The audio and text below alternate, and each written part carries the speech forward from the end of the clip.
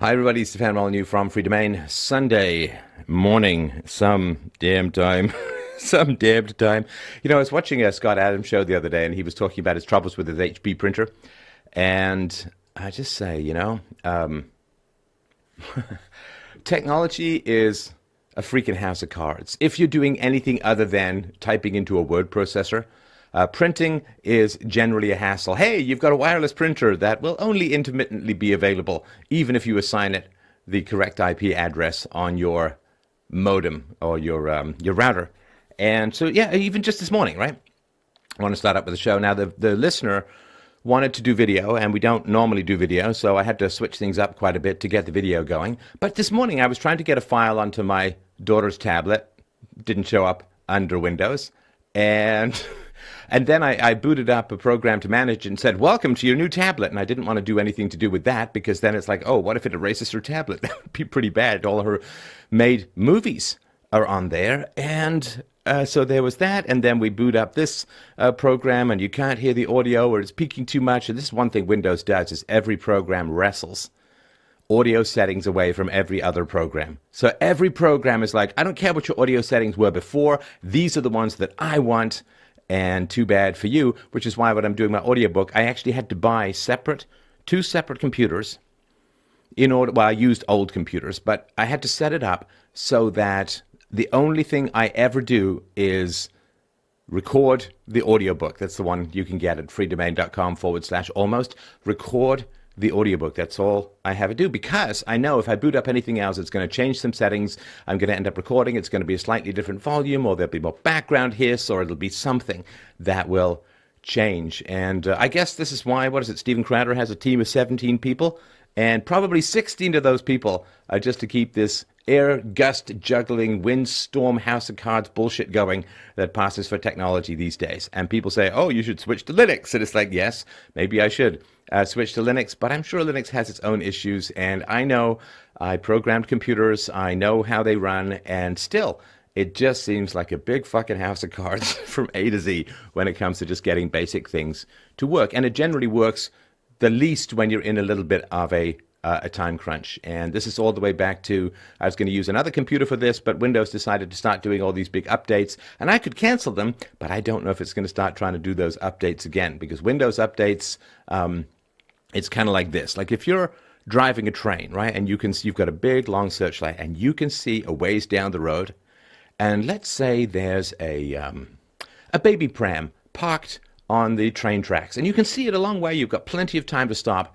See, now, if you had basic programmers with, I don't know, human empathy working at these various tech companies, well, first of all, they wouldn't deplatform people for telling the truth. But secondly, they'd look ahead and they'd say, like the train conductor would say, well, I don't want to be late in the delivery of my train stuff, but there is a baby carriage on the train tracks, so I think I'm going to do the right thing and stop the train while we deal with the baby carriage. Or maybe there's a school bus that's locked and parked on the train crossing or something like that. But the way that the programmers generally work is, well, we got to be on time, and so we're just going to keep the train going, whether it's updates or whatever the hell it is, or whether you want to change Windows settings for audio or whatever. They're just like, no, hey man, we got to be on time. I mean, baby carriages, school buses, to hell with that, man. We got a program. We got to be on time. We got to download these updates. We got to patch all the shit that's open to all the hackers in the known universe, and then expose more things to be open to all the hackers in the known universe. By the way, being an alt tech means it's very exciting when you say, update to an iPad. I wonder if anyone else is getting that, or if it's just targeted to me. Probably a little bit too jumpy. But the thoughts do cross your mind in general as you do this. So, yeah, I would just like to say to all of the programmers out there, dudes, I know you're probably bullied a lot. You probably hid out in the computer lab. You're probably not having a massive amount of social skills.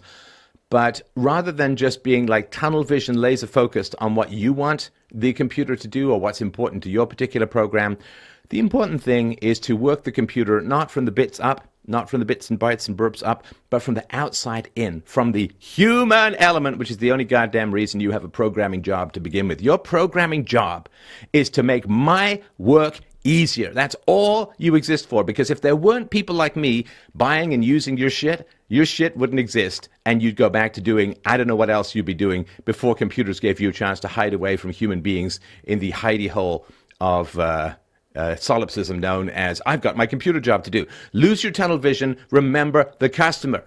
If you're writing an audio program, don't fuck with Windows audio settings. Just leave them the way that they are. Even this thing, like I use this camera interface, right? This is a camera that then goes into Windows. Now, every time I want to use it, what do I have to do? I have to unplug it and plug it back in. And usually, I've got my earpiece in and I'm lashed here. Oh yeah, I got to unplug and plug it back in. So I got to unplug, got to round the whole studio, go to the computer, unplug it and plug it back in. Why? It's called Camlink. It's supposed to be plug and play. And you got to unplug it and plug it back in to make it work. Why? That makes absolutely... This is one thing you would test, isn't it? You know, when you're out there in computer land doing your dinky little byte manipulation, you sorcerers of darkness, wouldn't you unplug and plug the goddamn thing back in to see if it works? And this is maybe the computer, maybe it's asking too much for the computer programs to remember that there are carbon-based flesh people out here actually trying to get shit done with your stuff. But please, maybe it's the managers. Bring a grandmother in and have them try and use this stuff. That's all I'm asking. Just bring a grandmother in, bring some boomer in, somebody who still refers to the CD player as a gramophone. Bring that person in, sit them down, and see if they can figure out what the hell is going on. And I think in general, you can't, and it won't work. And yes, maybe I should discard all of my investments in Windows and move to Mac, and I hear it's better, and I hear this, that, and the other. And we did use a Mac. I actually used a Mac for a while when I was recording my interviews, because it was stable, and it actually worked, you know, because half the time stuff says it's working and it's not. Think you're recording?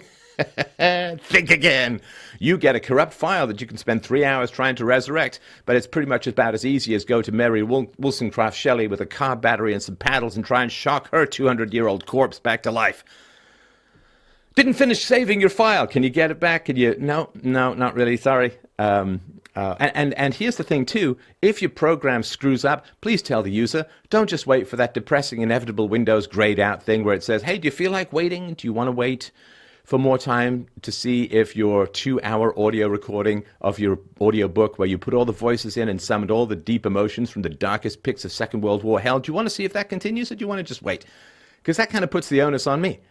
Because if I say, no, don't wait, and then, of course, Audacity is supposed to recover from it crashes, sometimes it doesn't, and then it will give you a dump raw file, which is like, oh, but if you download this program and number the files sequentially that has been left in the Audacity temp folder, maybe you can get your files back. Turns out, spoiler, you can spend another 2 hours doing that where you could have just re-recorded things. Doesn't work anyway.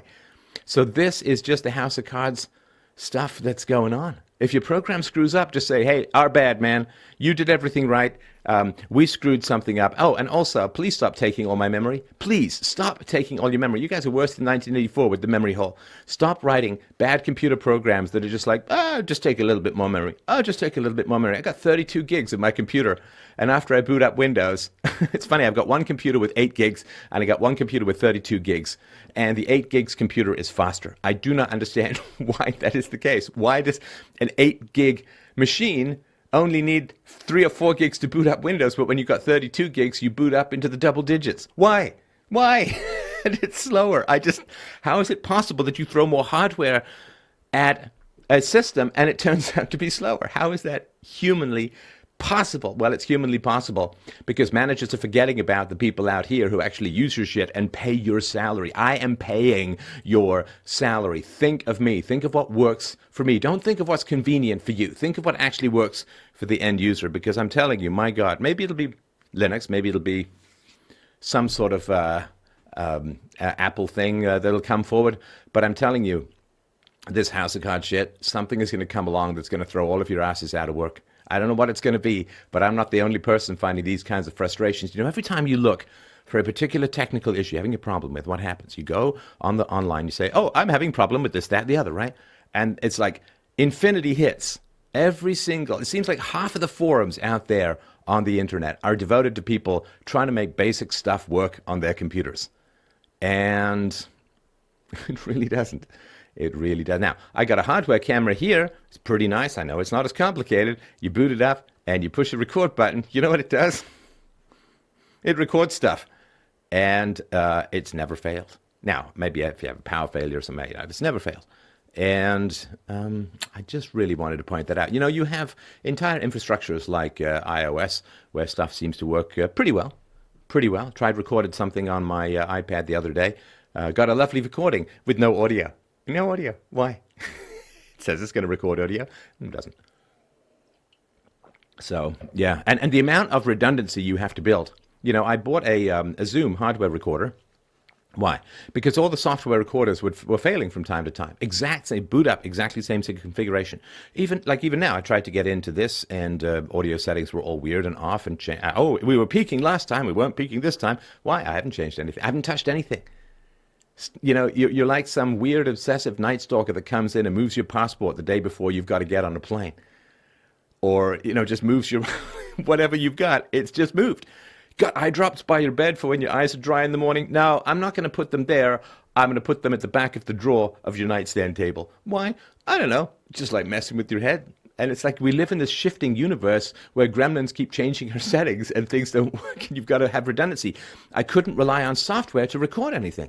So I have to route everything through a hardware recorder with an SD card to make sure that I actually have the recording no matter what, because software doesn't work. And you need so much redundancy these days just to have a basic chance of getting shit done. And it's not like I'm trying to run some n-dimensional multinational conglomerate. We're not covering the Olympics here. We're doing a talk and listen show with a bit of video. That's it, man. I'm not even putting any logos up at the moment because it just doesn't work. And don't even get me started. Don't even get me started on live streaming. Live streaming, particularly with video games, is unbelievable. I bet you the people out there who do this on a regular basis, you have to have an entire separate sealed off hermetic bubble boy hardware setup to make sure that you don't touch anything, because stuff's just going to change underfoot.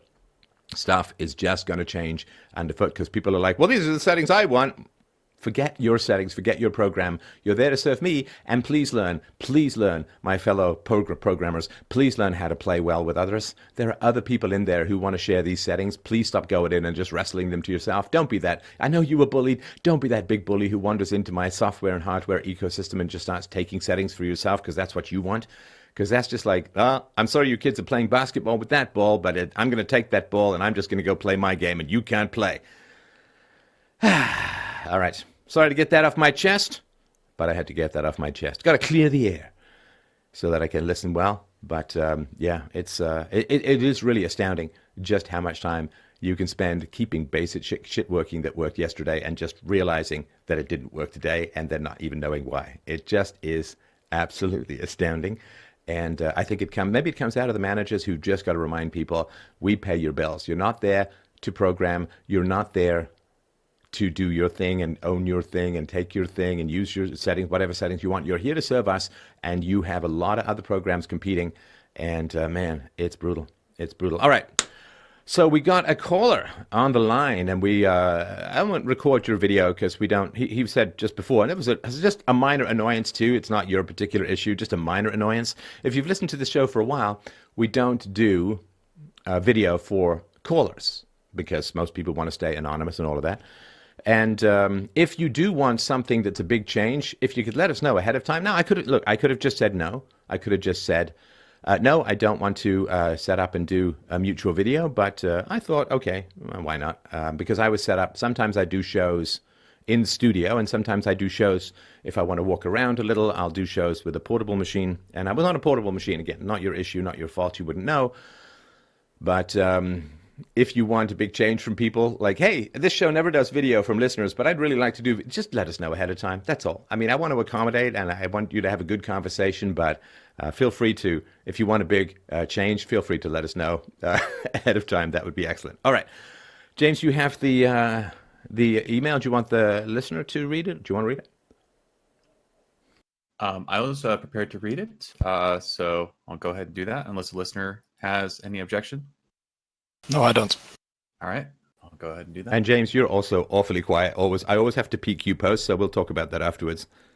Oh, Don't worry about it. Just read it. We'll fix it Okay. afterwards, but I'll just have to press this. You're barely audible to me. just give me 1 second. Is this any better at all? No, just read it, because otherwise I'll Okay. have this to trim too. Okay, sure. Listener writes, I am more than ever in need to have a conversation with you because I can't continue participating in society with my conscience intact. I am in a serious bind of what to do and have pondered it in great detail since I last wrote to you. I dealt with my family issues and other important stuff which I wanted to talk about with you back then. One thing remains, and it is this. I have literally no one to talk to who is even close to be able to brainstorm with me my situation of the predicament facing me. I can't live with myself living in a society that forces me to participate in acts against my moral conscience. Small examples are the Finnish state taking part of my spent energies results through taxation and using it to murder unborn children, or using it to fund other kinds of activities like selling old military equipment to questionable Middle Eastern countries who fund terrorism, funding the welfare state that clearly does a very poor job of vetting who is in actual need of these funds, funding the growing government apparatus that clearly infringes more and more with censorship and authoritarian measures. The list is huge and I can't do this anymore. The fundamental question for me has been, can I do something that is efficient enough to contribute to change in this society and see it actually changing so I could be a willing participant? The more I've pondered on this, the more I've come to the conclusion, no. There are so many reasons for my conclusion and I'm overwhelmed and I basically want to get out. I figured the only way I can do that is to live so they can't come for my taxes. I am too furious and appalled to be a forced participant in the system that I would rather choose to live in nature where the state can't force me to participate. I have been exploring these and different options for a while, and I am more and more drawn to stand my ground and say enough is enough. I will not submit myself to participate with evil because I can't live with myself anymore like that for long. I will go insane and lose all will to be. Contacting you is my last-ditch effort to make a plea for you to have a conversation with me, so maybe you could give me good reasoning why I should stay, for example, for the benefit to contribute to change. This is a big topic and I need help. I'm open right now and every moment forward to have the conversation with you above all else. Nothing else matters more now. Update. I want to add that I have a host of different normal life problems like addictions, being lazy, immaturity, and lack of self-discipline, and the list goes on. I'm afraid that me being such a life loser might make a call with me not worth your time. I feel and rationalize that I have enough knowledge and resources and thus need to take responsibility alone to deal with my wide variety of personal issues. The subject of to stay or not to stay in society is one I feel I need to help to talk and think it through. Well, hi, and welcome. It's a very good and deep and powerful letter, and I really appreciate you sending it in. Is there anything you wanted to add to what we've talked about? Guess what James read? There could be a lot, but it's hard to summarize because of my poor English, and I'm really nervous right now, just to let you know. Sure, and I appreciate that. Okay, well, why don't we talk about... So, the show, the motto of the show from the very beginning, Free Domain, was originally Free Domain Radio, Free Domain, the logic of personal and political liberty. Now, personal liberty has to come first. Personal liberty has to come first for a couple of reasons. First of all, we want to act on what we can change before we try and take on things that are very hard to change. Or rather, we want to act on things that are easier to change rather than things that are harder to change. And some things are beyond our control. You or I can't stop the war in Afghanistan that America has been on for 19 years now or something like that, where they say, no, we don't want to rush by taking the troops out, right? Oh, it's crazy, right? And you and I can't decide whether American troops stay in Germany because, 70 plus years since the end of the Second World War, and wouldn't want to rush that either, apparently, right? And of course, Angela Merkel wants the troops to stay there because then she gets more money for migrants because she doesn't have to pay for national defense, blah, blah, blah, right? So is it possible that we could have some kind of influence on those policies? Yeah, it's possible. But unfortunately, I wrote this on Parler the other day, and people should really follow me on Parler. It's a really great platform. And On Parler, I said the world becomes a whole lot easier to understand once you realize most people don't give two shits about the truth. That's really important to understand. And I'm not saying you don't understand that. I mean, but what I mean by that is if you want to influence people, because you can decide for yourself whether you pick up a cigarette, you can decide for yourself whether you play a video game or read a book, you can decide for yourself whether you exercise or whether you don't, and that's under your control. But the moment that you want to try to affect or influence other people with the truth, then what they're going to do is they're going to try and find any conceivable way to dismiss you and therefore what you're saying. In other words, they're going to judge you as a person if your arguments threaten their identity, threaten their relationships, because most human relationships are built on a web of complete metaphysical deceit about reality, not even about things, but about reality. And so when you bring the truth, you threaten people's relationship with themselves, you threaten people's relationship with each other, you threaten their relationship with the good or the virtuous or whatever, and the devils of delusion that are within them view you as a predator, as a priest that's going to, you see these horror movies where the priest, James Woods did a hilarious parody of these once, but the priest comes in and wants to deal with the devil-possessed child, and the devil-possessed child is like, you will be mine, whatever happens, right? There's always this incredible pushback, and the more powerful the priest, the more grim the sort of head-rotating pushback of the devil. But there's a reason why we talk about the difficulties and dangers of demonic possession. Because the devils of delusion have the soul of the person in their grip, and they don't want to give up that power. The devils of delusion take human souls or replace human free will with propaganda in order to have foot soldiers to enforce their various whims, like the people who say, I don't want to wear a mask.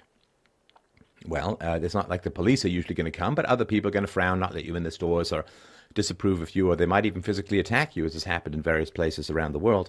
So you implant delusions into the minds of the masses so that they can become foot soldiers to horizontally enforce your oligarchical edicts, right? So when you attempt to bring the truth to people, they generally view you as a predator, and they will look for any excuse to dismiss you. And the reason why my reputation over the years has been so shredded and undermined and attacked, rather than my arguments and evidence and science and facts and reason being addressed, is because if I bring the truth to people, then reputational damage gives them an excuse to not listen to what it is that I'm saying, to avoid, and that way I look like the devil. The devils are content because I'm viewed as a bad guy and as a danger, and therefore people can dismiss. Or if someone says, oh, this guy made this very interesting argument, and they say, yes, but this is said about him on the internet, and therefore they can just wish away the truth, right? So it creates an immune system for evil. Reputational damage creates an immune system for evil. Now, the reason I'm saying all of that is that you have, rationally, some significant concerns about the society that you live in. And you can fight or you can withdraw. And neither are necessarily honorable or dishonorable in and of themselves. Because there are some people who say, you fight no matter what, you fight to the limit. But no, you don't fight no matter what. Because if you're in a situation where you're guaranteed to lose, then it's an excess of courage. It's a vice to fight where you cannot win. Now, it is a vice also to not fight where you could win when you have reasonable odds of winning, right? And so if you are walking down an alley and some small, unarmed, weak guy, and you're a sort of big, strong guy, right? Some small, unarmed, weak guy comes up and says, give me your wallet. Let's say he's unarmed for whatever reason. Maybe he's in, skin-tight spandex or something like that. He's a little guy. Well, if you choose to not give him your wallet, okay, that may be a certain act of courage, right? And if you just fail and hand over your wallet and the guy is small and weak and unarmed and all that. Okay. And again, I know that he could be some ninja warrior extraordinaire or something, but let's just say for whatever reason you know that he's not, or maybe someone you knew in the past or whatever.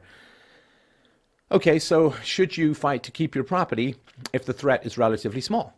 Yeah, I think there's good case. I mean, I wouldn't call someone evil for handing over his wallet, but I'd just say, maybe you could have taken that one on, right? On the other hand, if you're walking down the alley and, 5 guys with guns jump out and ring you, what do? Well, you hand over your wallet. You can't win in that situation.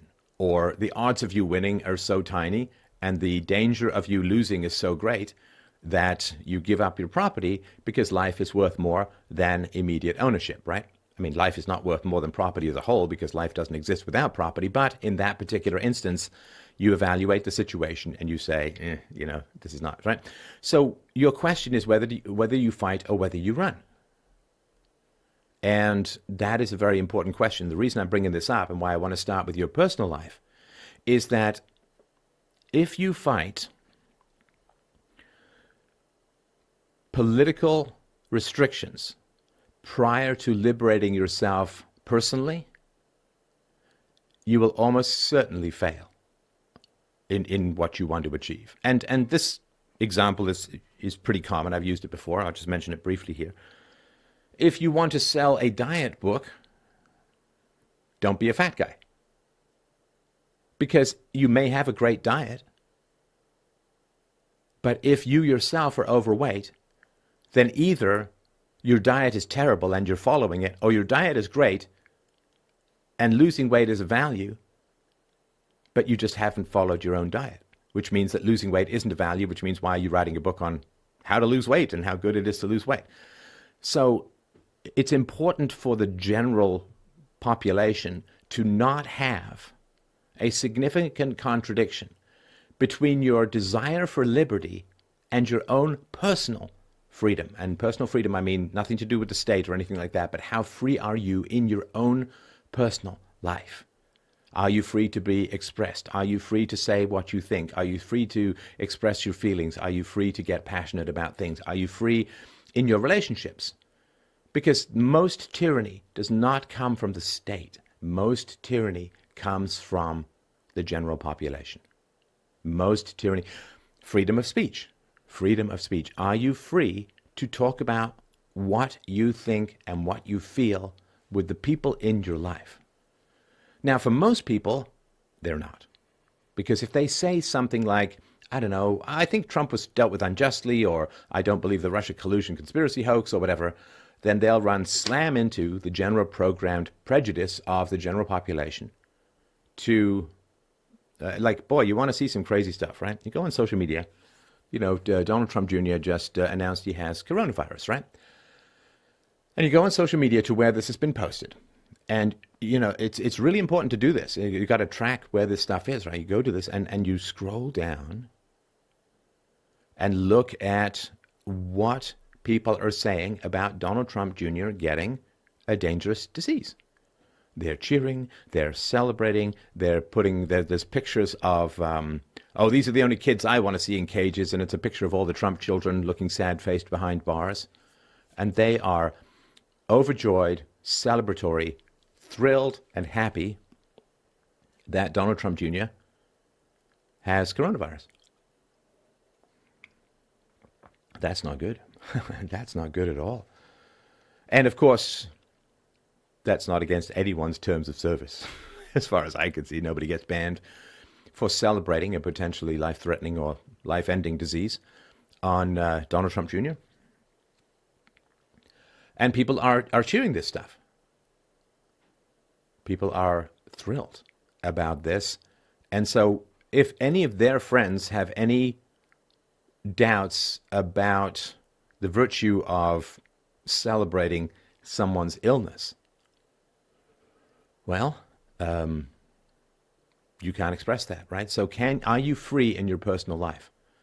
If you are free to a large, again, I know politics and personal life overlap, and I'm just talking about what you can say and think and express in your life. Do you have free speech in your personal relationships? 100%. You do, 100%? Yes, Okay. I do not spend time with people anymore Fantastic. Okay. So that's great. Now, when it comes to presenting yourself to society saying, I want change, how you present yourself is very important, and your relationship to yourself is important. So you have freedom in your personal relationships, but is it reciprocal? In other words, are your friends committed to your freedoms as well? No. Yeah, go ahead. Tell me, because if you have addictions, then your friends should help you with that. In fact, that should be a significant commitment in their lives. If they care about you and you have addictions, then they should. Right? I mean, I've thought about this for a while, that, if you have a friend or family member who's addicted to if you have a friend or family member who's addicted to the mainstream media and this sort of hate mongering and propaganda and so on, and the lies and the falsehoods and so on, then you should intervene with them as if they were addicted to a dangerous drug, because they are. And that dangerous drug is also going to affect your freedoms and liberties as well. So if you have someone in your life who's flipping on major networks and absorbing all of this garbage and dangerous, toxic propaganda and being taught how to hate and loathe and fear, you need to intervene with them like they're in a cult, because they kind of are. You need to intervene with them as if they're addicted to a dangerous, toxic substance, because they are. You need to intervene with them as if they were captured by some alien entity that injects them with unhappy juice, because they are. And yet people don't. Say, well, I like to have people of different political persuasions around me. Politics is not about persuasion. Politics is about force.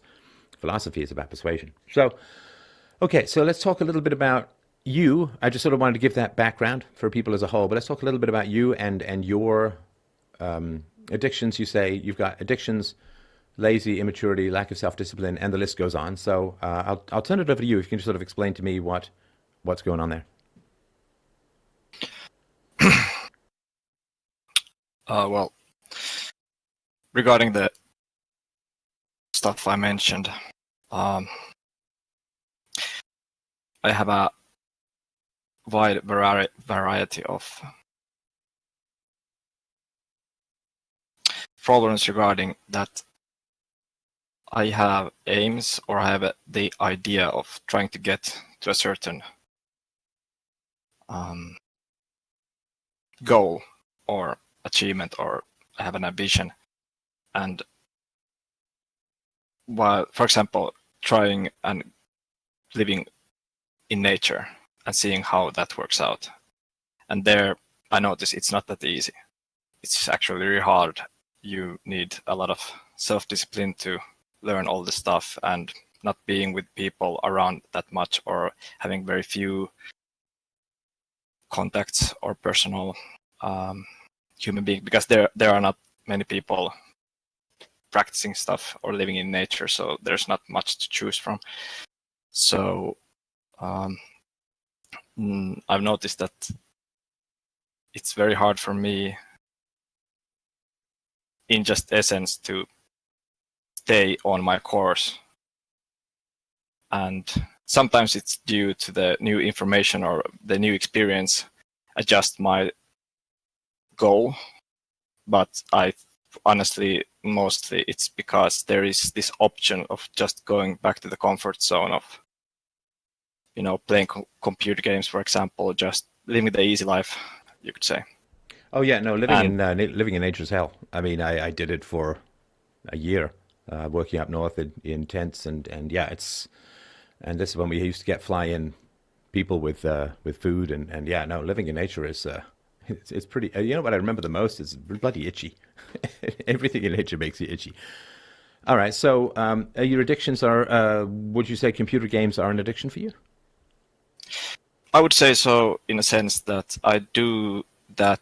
The feeling of me wanting to do that trumps over the feeling of needing to do obligatory stuff that has to do with my long aims of the long goals I have, or the bigger goals I have. But it's not in a hindrance. If I have to go to work and make money, then it's about survival. Then there's no issue, because you've got to make money to buy more computer games. It's good to serve that too, well, right?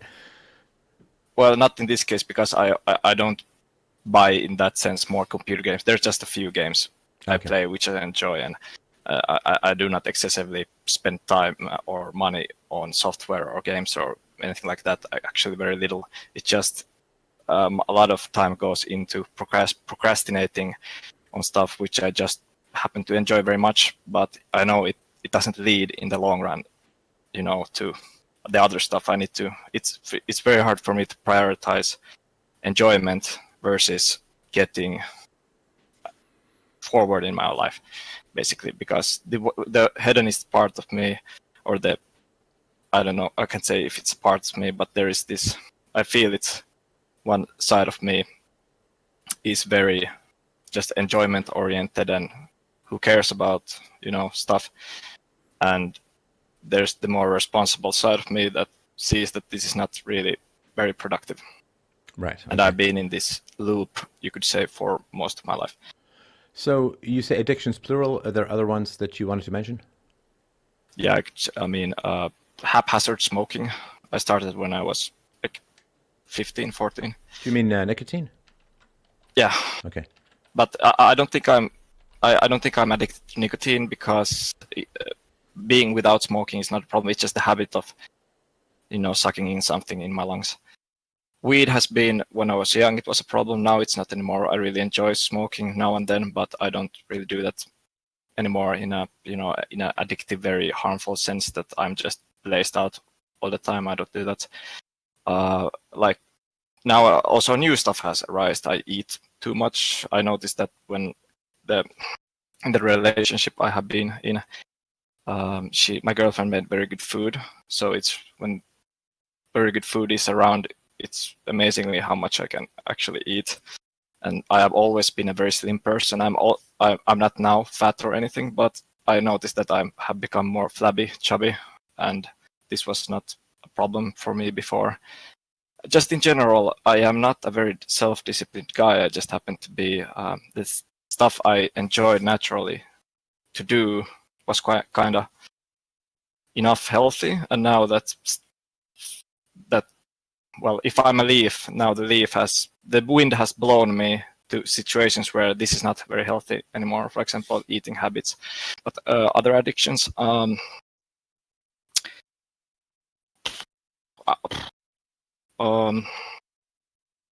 would say, I mean, smoking, playing computer games, or a few games. Being lazy, actually, just addicted to being sloth. I don't know if that's the right word. Yeah, but yeah. being slothful. I'm not this very I'm not this person who makes very accurate or routines, very strict timetables. I'm a very feeling guy, but I'm also very rational. But sometimes my feelings trump my rationality, and then I just, do what I feel like. And in a sense, I mean, I don't drink. I don't do any, in a sense, classical, addictive, very harmful stuff. But And what about exercise? I exercise when I feel like it, and not right now. It seems to be a problem because I eat too much and I'm too much on the computer versus exercise. And now I'm 30, and I noticed it has already for a few years starting to show, getting flabby, and Yeah, not it takes, for energetic those of anymore. you who are not in contact with older people much, if you are in contact with older people, then it scares the living crap out of you what can happen to people who don't exercise. Muscle loss, bone density loss, and all of that. It's pretty brutal. It's sort of like, your car. If you don't maintain it, yeah, you can drive it for a while, and then eventually the whole thing might just get toasted, right? So you got to find that balance. People who exercise too much can really damage themselves. So Tiger Woods was talking about that recently, about he wish he hadn't jogged so much because he ran like 25 miles a week and now his knees are shot. And exercise too much, you can cause problems, and exercise too little, you can cause problems. You got to find a sweet spot, and you don't pay for it much when you're young, right? As you say, you're 30, and you're already noticing that there are changes. Yeah, I mean, your peak physicality is in I think your late teens or something like that. Your brain is a little different, it's mid to late 20s, but it's rough. It is really rough, and so you're probably getting a bit of a premonition of that going forward. Now, I can see we're not recording the video, but I can see your room, and I don't know if you've changed it for this particular video, but No. it has all the aesthetic sense of like Stevie Wonder's crib. Your room depresses the living shit out of me just looking at it. I gotta tell you, there's no pictures, there's no color. It's like you're living in this cubic ping pong ball of no sense stimuli. And I guess you're getting a lot of sense stimuli from the computer and the video games and all of that. But I mean, what's the sheet there behind you? What's the story with that? Oh, it's just to make the living the sleeping room to feel like a room, because that's your there's bedroom? no. Is you hung a sheet Yeah. up? Yeah. Why don't you? I mean, I'm not criticizing. I'm just curious. Nothing beautiful on the walls. Nothing nice in the environment. I'm not that kind of aesthetic guy. I don't care about having pictures or stuff like that. I have never done it. Why do you think people do I'm it? not because they enjoy it for their own reasons, I guess. I mean, and I could explain that more if you want, but I think you know already what I mean. Well, because I think your environment has, like, we have a two-way street. Our personality affects our environment also affects our personality. And so people like to beautify their environment because it's nice to come home to. They come in and it looks nice and it's tidy and it's clean and it's pretty and whatever it is, right? Like it's a bit uplifting for the same reason that people like to go hiking to enjoy a beautiful view or whatever it is, right? So having beauty in our environment is good for us. I think it's good for us. And this is also a big anti-mating crib, because if you bring a woman home and you say, oh, that sheet, yeah, that's my bedroom, what's her thought going to be? Well, this is actually, I live still with my ex-girlfriend. This is her house. Come again? This is. Oh, no, I heard her- it. I mean, just flesh it out a little for me if you don't mind. So, I mean, right, a little while we have agreed to separate, but it's really hard to. But we really enjoy each other's company. So right now, even we are, I call it flip-flopping, but flip-flopping between still staying together, but enjoying just being with each other, not necessarily in an sensual sense, but just sharing the living costs and being like roommates like this. But I'm not sure about that idea because based on my life experience and stuff I read and, for example, watched YouTube videos about what you explained about stuff, it might not be a good idea. So, And I've talked. sorry, go ahead. Yeah, I've talked. We have brainstormed this together, and this is an option. But I actually told her that after the call with you, I would probably be more rational to speak about this topic again with her later tomorrow. So, give me a sort of story of the relationship that you guys have. I'm not sure. Again, this is a real slow Okay. tail off here, but it's like a song that fades out over 3 years. But yeah, tell me a little bit So- more about your relationship with her as a whole. So in short, I met her through Tinder when I was, and this was like last year of November, I think. And yeah, I just wanted to try to meet someone who would like to be at that time, because now I've changed my mind because I am not a mature person. I'm not ready for a family and stuff. But at that time, I had this idea to try to find someone who would like to date, who would want to have a family in the long future, stuff like that. So I met this one South Korean girl on Tinder, and we talked. And oh yeah, okay. I'm not sure if this is an addiction, but there's this hedonist side of me, which eventually she wasn't so sure about wanting to having a family and stuff like that. She couldn't speak for that, but we it became evident that she wanted to have, pleasure, enjoyment, sensuality, closeness. That was her need right now. And then I explained to her that that's fine with me if you are, if you kind of know what you're doing. And after an afterthought, now in retrospect, again, the responsible part of me thinks that's very stupid, but this may be an sorry, addiction. I just want to make sure I understand. Yeah. So, to boil it down, you met this South Korean girl through Tinder, and you had a primarily sexual relationship that couldn't lead to family or didn't lead to family because of one or both decisions? I mean, it could lead, but let's say I am not, and she is not also, enough mature to even consider that in a close time. I mean, I am not ready for that, and I have to. I living with her and experiencing this relationship, I understood that I am not even close to be enough of a responsible human being to even consider a family yet, because of my personality, of my ponderings about these existential problems, because there's too much of these big questions. And also, I mean, we noticed this when we started to become acquainted and get to know each other. We have very different enjoyments and how can I say, long term, you could say, plans or ideas. So then it became evident. But right now, she's a giant moat around you meeting anyone else, right? Because if you meet a quality woman and you say, come over to my depressing inside of a dice cubicle sheet where the bedroom is place, which is, by the way, my ex-girlfriend's place, what's she going to say?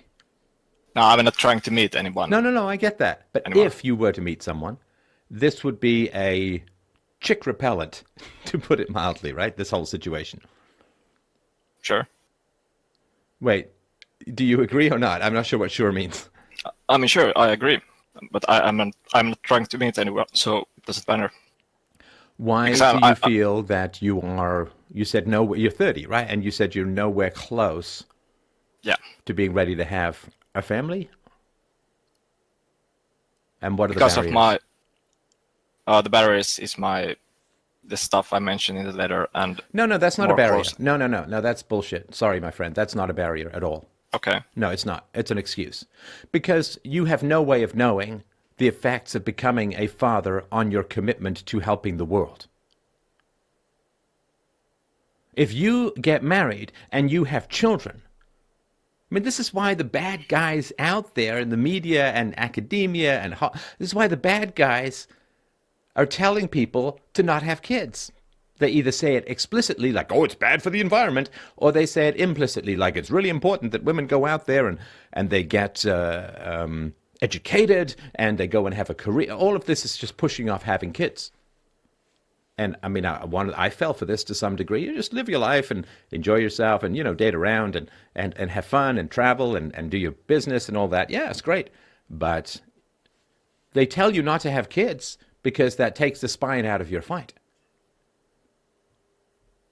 Takes the spine out of your fight. So saying, well, I can't have kids because I'm worried about the future, well, and the thing is, you're not really acting on your concern about the future, which I think is the fundamental. Like, you're tortured because you have concerns about the world and about the future, but you're not acting on them, right? And so that's your concern. Now, you're saying, well, I can't have kids because I'm worried about the future. Well, one of my big motivations, people will notice, it's not that hard to see, that after I had my daughter, I started taking on more and more challenging topics, because I am helping to forge the world that she's going to have to live in. So, well, to be specific, for example, if I'm going to withdraw, I'm not going to make a kid go through living in nature Why when not? I'm not Why even not? good at. Why not? Well, I might, but not now because I'm not sufficient. But you're not enough doing right now. anything. Right now, your ideas are a torture to you without giving you any impetus to action. Is that fair to say? Regarding the addiction stuff, yes, but No, no, right no. now, Your ideas about the world. It tortures you, but you don't act on those ideas. You don't go and live in nature. You don't find a way to live legally without paying a lot of taxes. You don't say, well, I'm going to go have kids and that's going to give me some spine to fight. You don't start a blog. You don't start a movement. You don't start making speeches. You're not. And again, I'm not criticizing you. I'm just sort of pointing out that these ideas are here to torture you, because ideas that cause you concern, which you don't act on, means that your addiction is to being anxious. Your addiction is to being depressed. Your addiction is to avoidance, not like whatever people keep doing is what they want. Deep down. I mean, this is a basic principle of life. And again, it's not a criticism of you at all. I'm saying this because I want you to see it so that you can change it if you want. Whatever people keep doing, I understand. whatever people keep doing is what they want. Right? So if there's some woman out there, and she keeps meeting these guys, and they have these red flags, and then they break her heart because they break up with her, or they cheat on her, or they turn out to be drug addicts, and she keeps doing that, that's what she wants. You say, but how could somebody want anything that destructive? It's like, doesn't matter. I mean, there's obviously a reason probably to do with her childhood. Whatever people keep doing is what they want. So if you keep worrying about the world without changing it, what you want is not to change the world. What you want is to worry. Because worry gives you an excuse. Because you say, well, I understand that logic. I can't commit to something because I'm so worried about the world. But if you're worried about something and you don't do anything about it, and you don't give up the worry, because you could sit there empirically and say, okay, I have these ideas about how bad the world is. How long have you had these ideas for? I mean, I can't say how long, but they have developed. No, just roughly. 5 years, 10 years, I mean, 3 years? I always, from when I was a kid, I noticed the contradictions and the lying and all this kind of stuff. But all the more sophisticated details have become aware when I became aware when I started to follow very closely politics and read about history and and that happened like 5 years ago. Good. Okay. You could have just said 5 years ago, but I get it. All right. So what I would do if I was in your shoes is to say, okay, 5 years I've been anxious about the world. What have I done? Nothing. Now, there are people out there doing things. I mean, the reason you're calling me is because I'm doing things, right? I'm in the ring, taking the blows, landing the punches, whatever you want to call it, right? So you could sit there and say, and it probably would be a sitting position, honestly, but you would sit there and say, okay, so empirically, what is going on in my life? Because, we live our life, and it's perfectly natural that we do this. We live our life inside this cue ball cage of a skull, right? When you really sort of sit there and think about it, your brain and my brain will never touch. We will never contact each other. Our thoughts will never intermingle. We're both stuck inside a prison called a skull, which has no direct contact to the outside world. We're like a disabled king who can only receive information about his kingdom from messengers, some of whom are biased, right? He can't go out and talk to his kingdom directly. He can't go out and meet the people. He can't go out and see. He can't even see the weather. You and I our brains cannot perceive the weather. All we can do is feel the sensation of cold. We can see snow, or we can see sunshine. That's it. We can taste the snowflakes maybe. But the brain can never be touched by a snowflake. And so the reason I'm saying all of this is that it's natural for us to live a little solipsistically. In other words, it's natural for us to get enmeshed and enraptured in our own thoughts about the world. Now, one of the central goals and purposes of philosophy is to pull your perception out of the skull prison, to break you out of your jail, called the head. And to say, not, that's a beautiful sunset, but what is the sun, objectively? To say, not, am I worried about the world, but what am I doing? To try to become empirical about your own life is really, really important. It's the greatest path to liberty that exists. Because if you look and say, okay, I've had these thoughts for 5 years. I haven't done anything about them. Empirically. Not what's going on inside your head looking out from the skull prison, but from I have to like a correct you drone. there. Yeah, like a drone outside. Okay, let me judge my life like I'm an outsider, like I'm objective, like I'm not me. Let me judge my life like I'm not me. That's the foundation of philosophy. Let me judge the universe not from my own perspective, right? How do we have this conversation? Because we have technology. Why do we have technology? We have technology because of science. Why do we have science? Because of empiricism. The world looks flat. It's not. Sun and the moon look the same size. They're not. Hang on. Let me finish this point. So, Sure. the only reason we have science is because people are willing to say, what does the universe look like, not from my skull prison, but from an objective standpoint, from outside my consciousness? What does the world look like outside of myself? Now, that's the only reason we have science.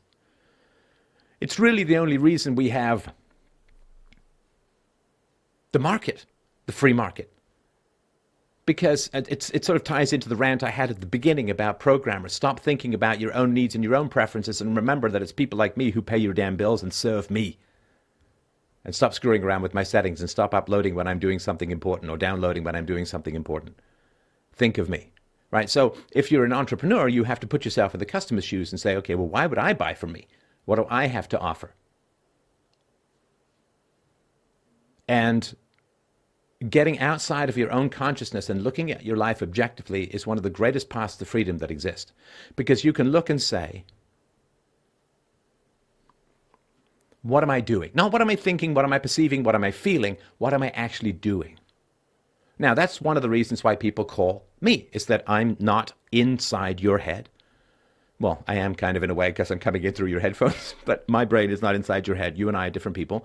So I can look at your life objectively. Now, I strive to do that with my own life to varying degrees of success, but that's the goal, to think about things objectively. That's philosophy as opposed to psychology. Psychology is more about subjective stuff. Philosophy is more about objective stuff. So if you look at your life empirically, not from within your own skull prison, you look at your life empirically, do you care that much about fixing the world? Well, there's maybe a misunderstanding. I might not be able to fix the world in the sense you mean, because it's more about I do not want to participate in stuff I do not agree with. Because I'm not God. I do not know what's the best thing for the world. But the point is, I am very frustrated about the authoritarian. Okay, sorry, You know, grip. and I don't think I think I communicated badly, but I don't think there's a misunderstanding. Okay. Because you have neither tried to change the world nor left the world. So you still haven't acted on your discontent with the world. Either way, right? But soon I have to act. But contacting is... But here's the thing. You're only contacting me because I'm not you. You're only contacting me because Indeed. I am acting in the world. Right? So empirically, these ideas have not caused you to make any kind of decision around engaging the world and trying to help it or withdrawing from the world or anything like that. They have paralyzed you. Well, if, for example, 5 years ago, it's when I started to read about everything that is engaging with the world, to investigate. No, all the it's stuff not. to No, understand. no. Oh. It is not. It's like saying, I'm losing weight because I'm reading diet books. No. Simply absorbing information that you do not act on May I is finish? not engaging with the world. I was continuing to say that led me to actually challenge all the stuff. For example, speaking to my friends or acquaintances or just random people who were engaged or started to get engaged with me in a debate about, stuff. And I have always spoken, my mind regarding where But I you disagree. you understand that language is not action, right? It's not unimportant. Of course it matters. But language is not action. Having a debate So you mean... language is not action. It is not doing something decisive about your values? I mean, I could spend all day arguing on social media with people, right? And not doing a philosophy show, not having these kinds of conversations. Now, I say language is not action, when of course what I do is I talk a lot, for sure, absolutely. But the topics that I choose, the communications that I have, the purpose that I have, and I do go out in the world and I do speeches and I make documentaries and I engage with people and all of that. So language is not action. That's the big question around the election in America at the moment is, have we moved beyond language to a place where only action in the form of courts and arrests and indictments and whatever it is, right? Is it a place of action and no longer debate or dialogue? That's the sort of big question. But you have not taken any particular action in terms of So when I went your, to practice your to belief. nature, I'm sorry? so when I went to practice to nature, survival, even went to America for survival schools when I was 19, and all this kind of stuff after, I mean, I think that's action to try out. No, and that's see. like saying I'm a doctor because I went to medical school. If you I go to didn't medical say school, I'm a doctor. No, but just going to train yourself on something that you don't implement is also not action. And so, and we've actually gone back more than 5 years, right? If you're 30, then we're talking 11 years if you were in 19 when you did survival training, is that right? In America for survival classes, 3 weeks, yes. Okay, and what have you done with those survival classes? How have you enacted them in your life? Practice them in Finland, Okay, here, and in the local nature. and it doesn't last though, right? I mean, what do you mean it doesn't last? It might last if I choose to withdraw. But here's the dilemma, to stay or not to stay. Because otherwise it will just become a hobby. Or it might become a hybrid lifestyle if I live more in nature, but still, working normally in society like that, from like whatever jobs can be done, living close to nature because I enjoy nature. But that's not the issue here. I mean, so if you want an admittance from me that I haven't done the best I could regarding action, of course I admit that, because That's the why you're calling, addictions. right? And again, I'm not criticizing. I'm just simply pointing out from the outside, you're a guy who's 300 pounds and it says, well, I've read a lot of diet books and every now and then I go on a bit of a diet, but you're still 300 pounds. And in fact, you're gaining weight. Because here's the thing. There's an old saying from the business world, which is, if you want something done, give it to the busy man. Do you know what that means? I think so, What does it mean? because he will get it done. Well, you say, oh no, you should give it to the guy who's not busy because he's got more time to do it. But you never give what you need done to the guy who's not busy. Of course, I understand it. Right? So an object that is in motion tends to stay in motion, and an object that is at rest tends to remain at rest. Now, it's a little bit different because you and I and all human beings and everyone listening to this, we don't just rest like a stone. We rest like a sapling. We rest like a seed. In other words, we rest, we stop moving, we put down roots. And the longer we stay inert, the harder it is to move. Now, of course, the law of inertia means it's tough to get a rock moving, it's tough to get a car moving, but it's even tougher if a tree has put down roots to move the tree, right? So when you don't act on what you believe, then it gets progressively harder and harder and harder, because inertia is a habit. It's not just you're not moving and then it's just tough to get yourself moving. It becomes a habit.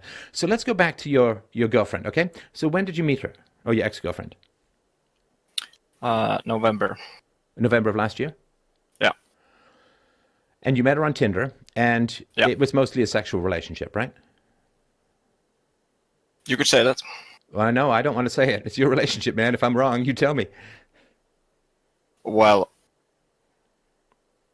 I can't speak for her because I'm not in her head, but based on the conversation I had, so, I mean, 60-70% sure. Okay, so that's mostly sexual relationship. And did you have values that you shared that, I mean, obviously not, because you broke up, right? But what overlap was there, do you think, in the values that you had with each other?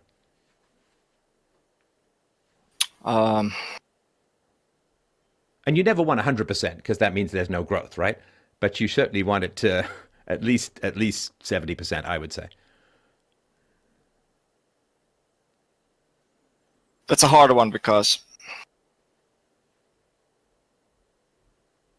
I mean, speaking the truth, being honest.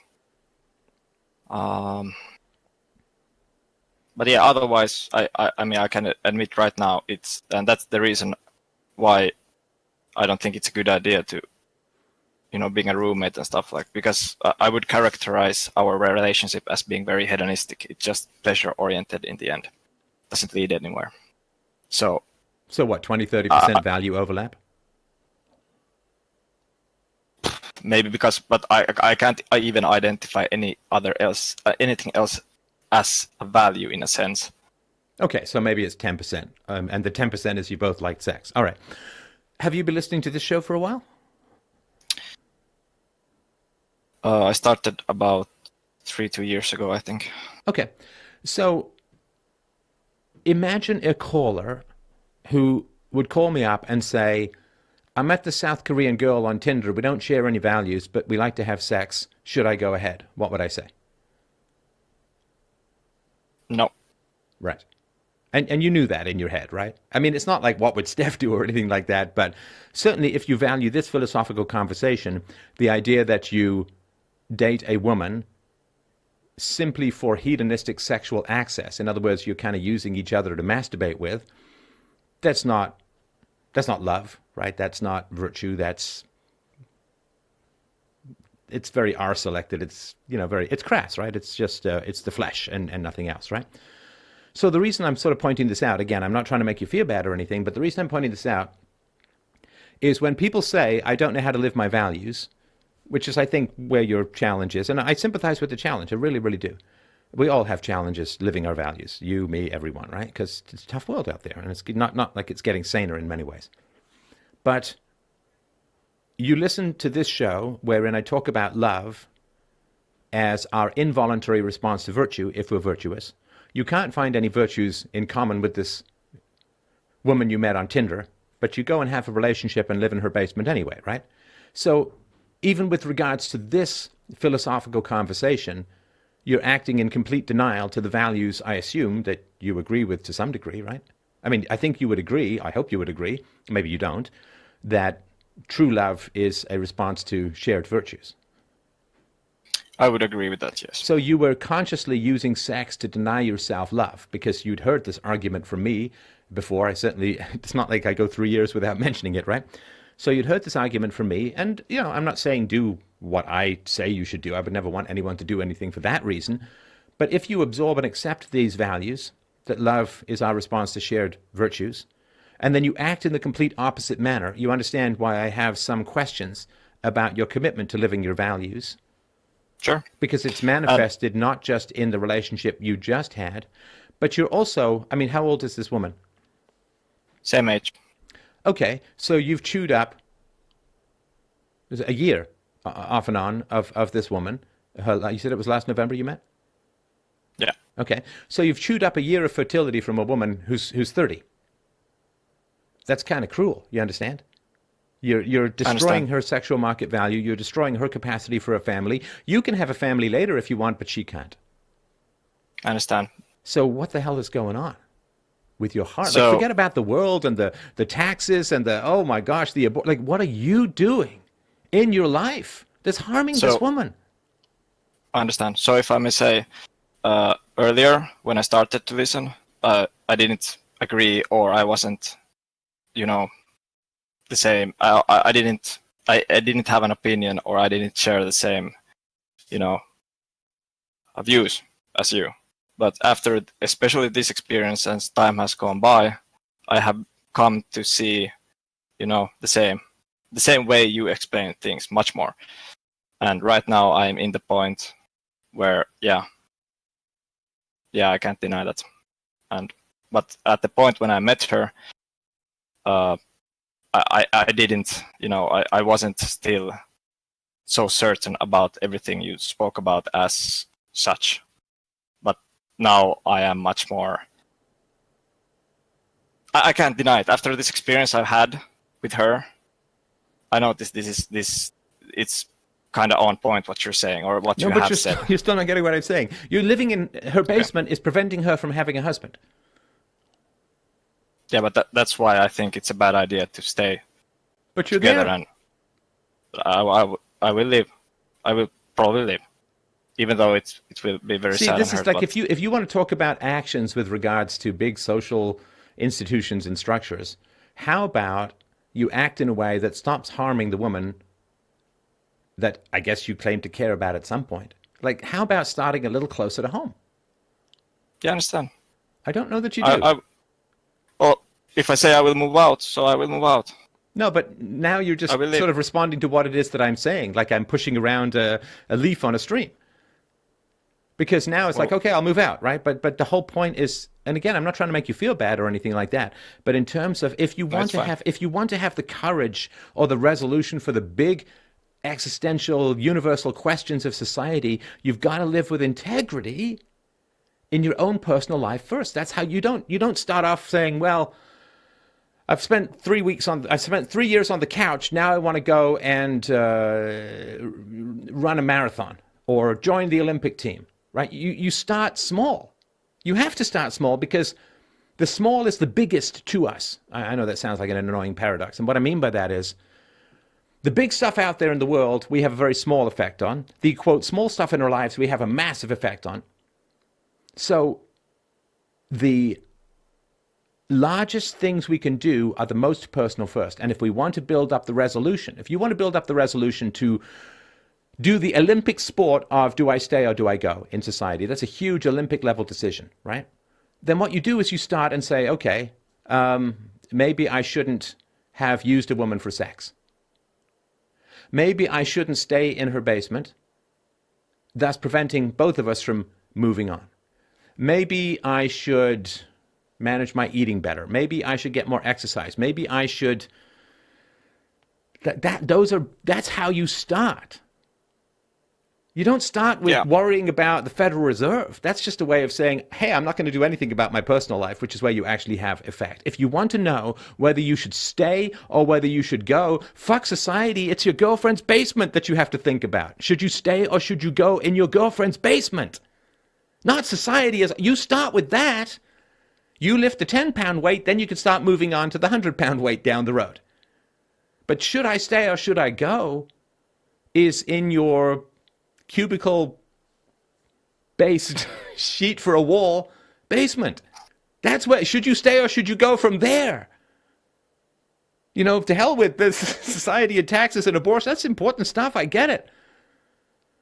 But you're saying, well, I can't lift a 100-pound weight, so I don't know what to do. Well, of course you can't lift a 100-pound weight because nobody can lift a 100-pound weight. You start with the 10-pound weight and you start with your own personal life. Now, I don't know whether you should stay or whether you should go in society as a whole any more than I can say you will or will not be able to join the Olympic team. But what I can say is go lift the 10-pound weight. You can do that. Go lift the 10, start exercising the muscle of decisiveness and choice and living your values in your own life. Now, when you get that going, you get those muscles going, you go from a 10-pound weight to a 20-pound weight. Next thing you know, you'll be lifting a 100-pound weight, which is, should I stay or should I go in society as a whole? But you're asking me to say, Steph, either you lift this weight for me, which I'm not going to do because I'm not going to tell you what to do. I don't know what you should do. Or, you know, I feel so depressed because I can't lift this 100-pound weight. And I say, well, why are you trying to lift a 100-pound weight? There's 10-pound weights all around you. And like, oh, they're irrelevant. The 100-pound weight is what matters. It's like they're not irrelevant because that's the only way you get to the 100-pound weight. The only way you get to the big virtues that are distant and unreachable is you start with the smaller virtues that are actionable and immediate. You used this woman for sex, and now you're using her for a place to live at her expense. I don't mean at her expense, you're probably paying rent and all of that, but it's at her expense because if she wants to get married and settle down and she brings some quality guy home and wants to make him a coffee and he says, hey, who's that in the basement? Oh, that's my ex-boyfriend. He lives down there. What's he going to say? You're cock-blocking her. I mean, I talked with her about this precise perspective, but she said she's not interested to see right now anybody else. And regarding because she has other stuff she wants to. She does not want to focus on finding another guy, and she doesn't know even if she wants to have kids. But yeah, I understand what you're saying. I totally agree. Thank you for that advice. So relying on what other people say is not particularly helpful, right? Because then that's your flesh cage, your skull cage, relying on her skull cage as if it's objective. And that's like going to someone in the year 1500 and saying, yeah, the world looks pretty flat to me. Does it look flat for you? They say, yes, it is flat. It feels flat to me, for sure. That's just subjective to subjective. And the whole point of philosophy is to get you out of your skull cage into the objective world. Objectively, you living in your ex-girlfriend's basement is bad for both of you because there's no chance of moving on. And she says, well, I don't want to move on. That's her subjective. The question is it objectively good for both of you? No, of course not. You say, well, but it's convenient and we don't want to move on and blah, blah, blah, blah, blah. It's like, okay, well. But if it's just going to be your subjective hedonistic preferences, there's no point talking to a philosopher. Do you understand? I understand. Like if you're just going to want to eat whatever you want to eat, there's no point talking to a nutritionist because all you're going to do is frustrate the hell out of that nutritionist by giving them all the reasons as to why everything you want to eat is fine. Well, I want to eat chocolate cake. The nutritionist says, well, no, you probably shouldn't. It's like, yeah, but it's really tasty and I don't eat too much of it. And, you know, I haven't had it for a while and blah, blah. It's like, okay, well, if you don't want to listen to the nutritionist, then don't talk to the nutritionist, right? Because here's the battle that's going on between you and I. This is the third I, objective battle, because I'm always in the conversation and I'm observing the conversation. It's kind of duality that I have to have, which is that I'm trying to get you to have power in your own personal life, and you're telling me all the reasons why you can't or shouldn't. Right? So what's happening is you're trying to spread your paralysis to me. You're trying to spread your indecisiveness to me. And listen, I have no problem. You push back as hard as you want. Be as honest as you feel. Tell me I'm wrong. Tell me how, oh, she doesn't want to, it's not bad. She doesn't want to move. Okay, I'll move out, basically, if you tell me to. And like, you can go rubber bones on me. You can tell me that the girl doesn't want to move on. You can say you don't want to move on, all of that, right?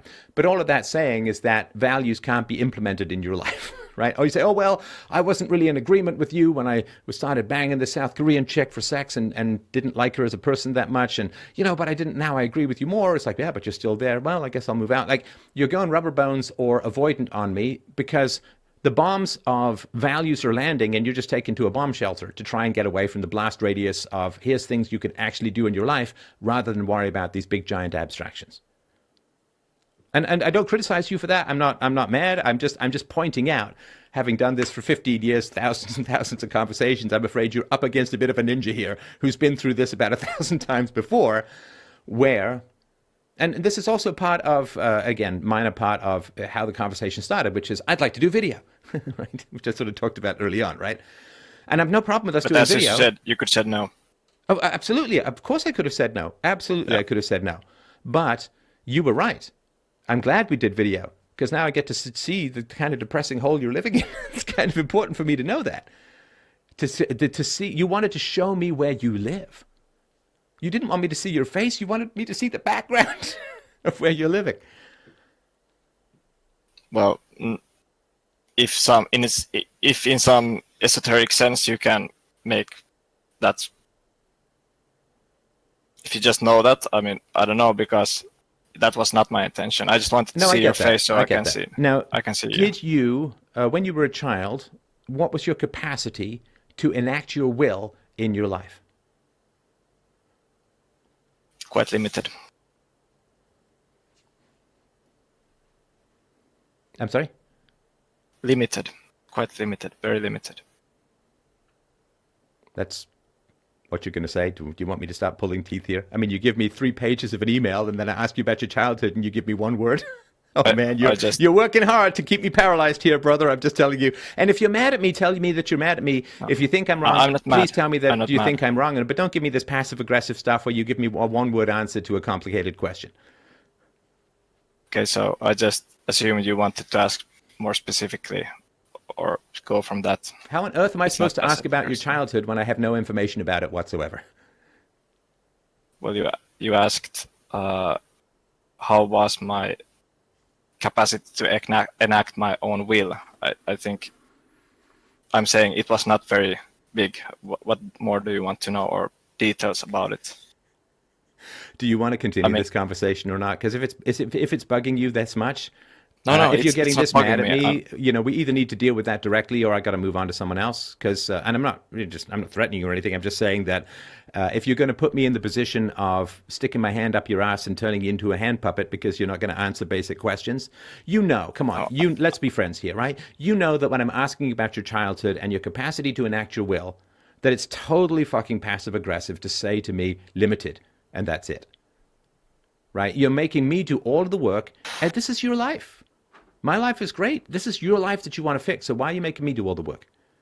When you say limited, you understand. You just need to know what it's like outside of your skull prison, so to speak, right? So when I ask you a question, and I know that you can go on for a long time because you have before, and you gave me lots of details about, I asked you, I said to you earlier, like, look at this contrast, right? And again, I'm not trying to make you feel bad or anything, but look at this contrast. I said, tell me a little bit more, or tell me about your relationship with your girlfriend, and you gave me like 5 minutes or 10 minutes of the whole history, right?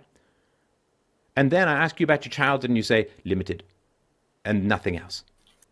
So if you don't understand that that's passive-aggressive, then we're just operating at a different level here. Okay, I was very, I'm trying to understand. So I was very shy. I was very afraid to speak my mind. I was bullied. Bullied when I went to the first grade. So I was it was very hard I was very afraid to speak to other children because everyone else had already been acquainted in the, I don't know what's the word in English, before preschool, I guess. And I came there as an outsider to the first grade. So I was kind of the outsider, and very fastly I got bullied. So it made me just shut myself. So I couldn't. It was hard to navigate through those waters, and I basically was just shut down to the age of 14 until I was a victim. I became very paranoid to speak to people because there was I was very afraid, or I saw just demons in the world from my own paranoid cues that might lead to bullying, so I just shut down. But you weren't paranoid if you were being bullied, right? I mean, it's not paranoia. Yeah, but there was situations, of course, later when that wasn't happening, but I was just, the fear of it happening or starting to happen in the situation made me just not wanting to engage, because the idea or the fear of that this is somehow relates to those experiences made me, just withdraw from the experience of, talking or engaging in the social cue with the other person. And my childhood with my parents in the family wasn't that socially awesome. They argued a lot, and it was a very not a tidy house. It was very dirty, and I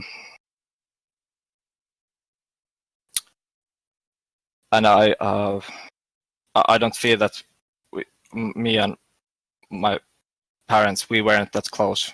I mean, or I felt we never. It felt like they weren't very interested what I had to say, or it felt like a theater or their own show, which I was just a part of. And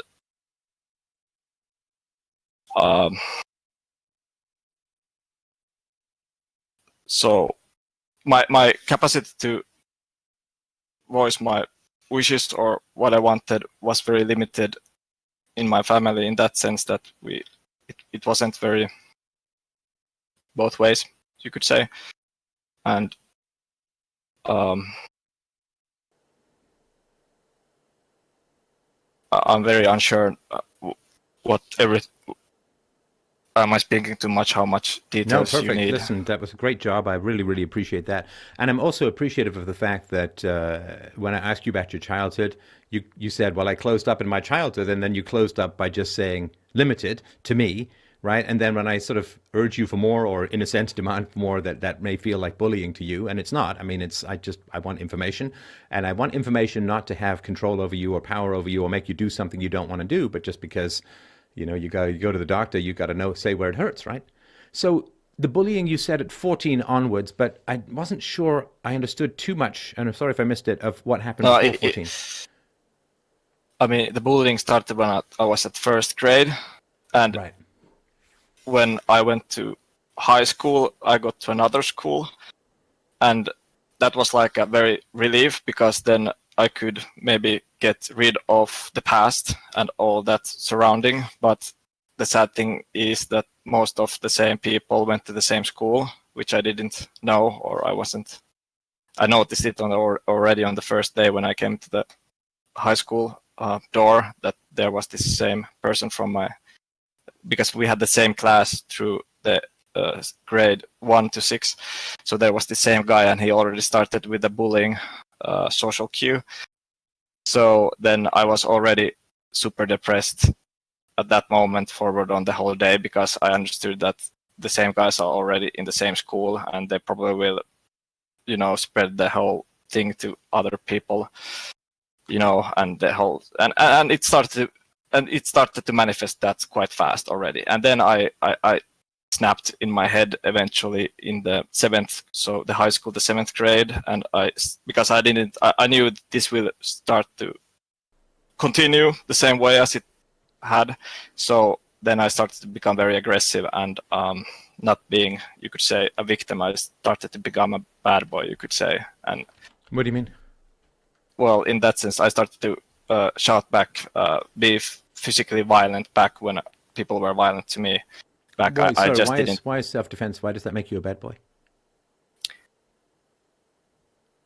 Well, it's like saying you're a thief because you took back a bike that someone stole from you. I'm missing something, but I can explain. So I was it was just not just self-defense. I used the same evil weapons they used on me. For example, like a case where this one person who were bullying me and was physically violent with me, so I used more violence than needed to stop it. So basically, when he was pushing me around, I just snapped and put him on the ground. Used my legs to trip him over, and then just hover, like take him in the and I didn't hit him. I was like, you have to stop, or like and I just laughed evilly to him that how pathetic he is, because I wanted to give back the same medicine that they always were using on me. How many times had this boy used violence or aggression against you? Well, not many times. It's just there was but a more lot than of you different had, people. right? Yes. Okay. So please help me understand how what you did was wrong. I'm not sure. I mean, how old were you? Well, when you did this?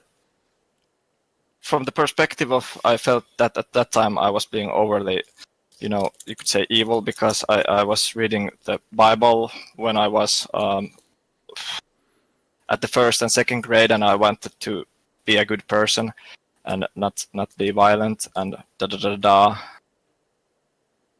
And from that perspective, I felt that I was going in a bad way, behaving in such. I mean, the Bible has an eye for an eye, right? I mean, maybe I'm missing something, and I'm happy to be schooled on this. But if you were my son and you hit back against the bully, I'd be like, good job. I like, good for you. So again, maybe I'm missing something. Maybe you later went and poisoned his dog or something. I don't know, but I don't see the badness here. Well, I had this idea that I should, just turn the other cheek stuff. Okay, I understand that, but you're talking about a very one-dimensional reading of the Bible, of course, right? I mean, yeah, of course, Jesus didn't turn the other cheek with the money changers, right? So, and God doesn't turn the other cheek in terms of punishment. But I'm just talking about a moral evaluation now, because you use the word evil to describe yourself as a child desperate for self-defense in a violent environment. And I'm like, holy shit, man, that is a hell of a stamp to put on your forehead. Evil. I mean, you suffered through years of violence, humiliation, degradation, bullying. And you punch back one time and you're the bad guy. Like, I just, help me follow this, because I can't. I mean, for example, the situation I gave at that time, and I felt that was too much. That I could have No, you keep saying pushed the him same away. damn thing. I don't care what you felt at the time. I'm talking about your evaluation as an adult. It's like Okay, saying, as well, an- when I was 4 years old, I believed in the tooth fairy. It's like, I get that 4-year-olds believe in the tooth fairy and Santa Claus. I'm talking about now. Because Okay, your judgment so- about yourself now is what matters, not what you felt at the time when you were a kid in a desperate situation of violence. Now, what do you think of what you did from an objective outside the Skull Prison empirical view? If I mean, you heard right this now- story from someone else, if I told this story that I'd been physically, violently bullied for years and then I punched back hard, what would you say? And I want to correct. I mean, I never said that I was. If you mean that I would have been physically, like, abused, like constantly, I never said that. I said that was one instance, for example. But that most of it was very psychologically abusing, and they sometimes escalated to physicality. Yes, but it wasn't like 90% of the time. It was like I don't believe I used a percentage. okay, but I'm just making So sure. I'm sorry let's if get I out assumed. of your fucking abstractions and let's get back to your actual life. If you heard me tell the story you just told, Yeah. that after years of bullying and some violence, I punched back and made it stop, what would you say? Good job. So why don't you say that to you? I'm saying, And that's not what you said 2 minutes ago. but right now, honestly, I could have done it a little bit less, less, a little bit less. But yeah, he got what he deserved. How do you know? That's what I feel. How do you know you should have or could have done it less? How do you not know for certain, or how do you know for certain that if you had done it less, he wouldn't have continued? Maybe you did it exactly right. Maybe if you Maybe, hadn't yeah, done it maybe. that strongly, he would have continued. Or if you hadn't done it that strongly, he would have ganged up with 5 of his friends and beat the living shit out of you and caused brain damage. How do you know? That's the whole point, is you don't know. It's like when the cops shoot some guy charging that and it's like, he was unarmed. It's like, they don't know. They don't know.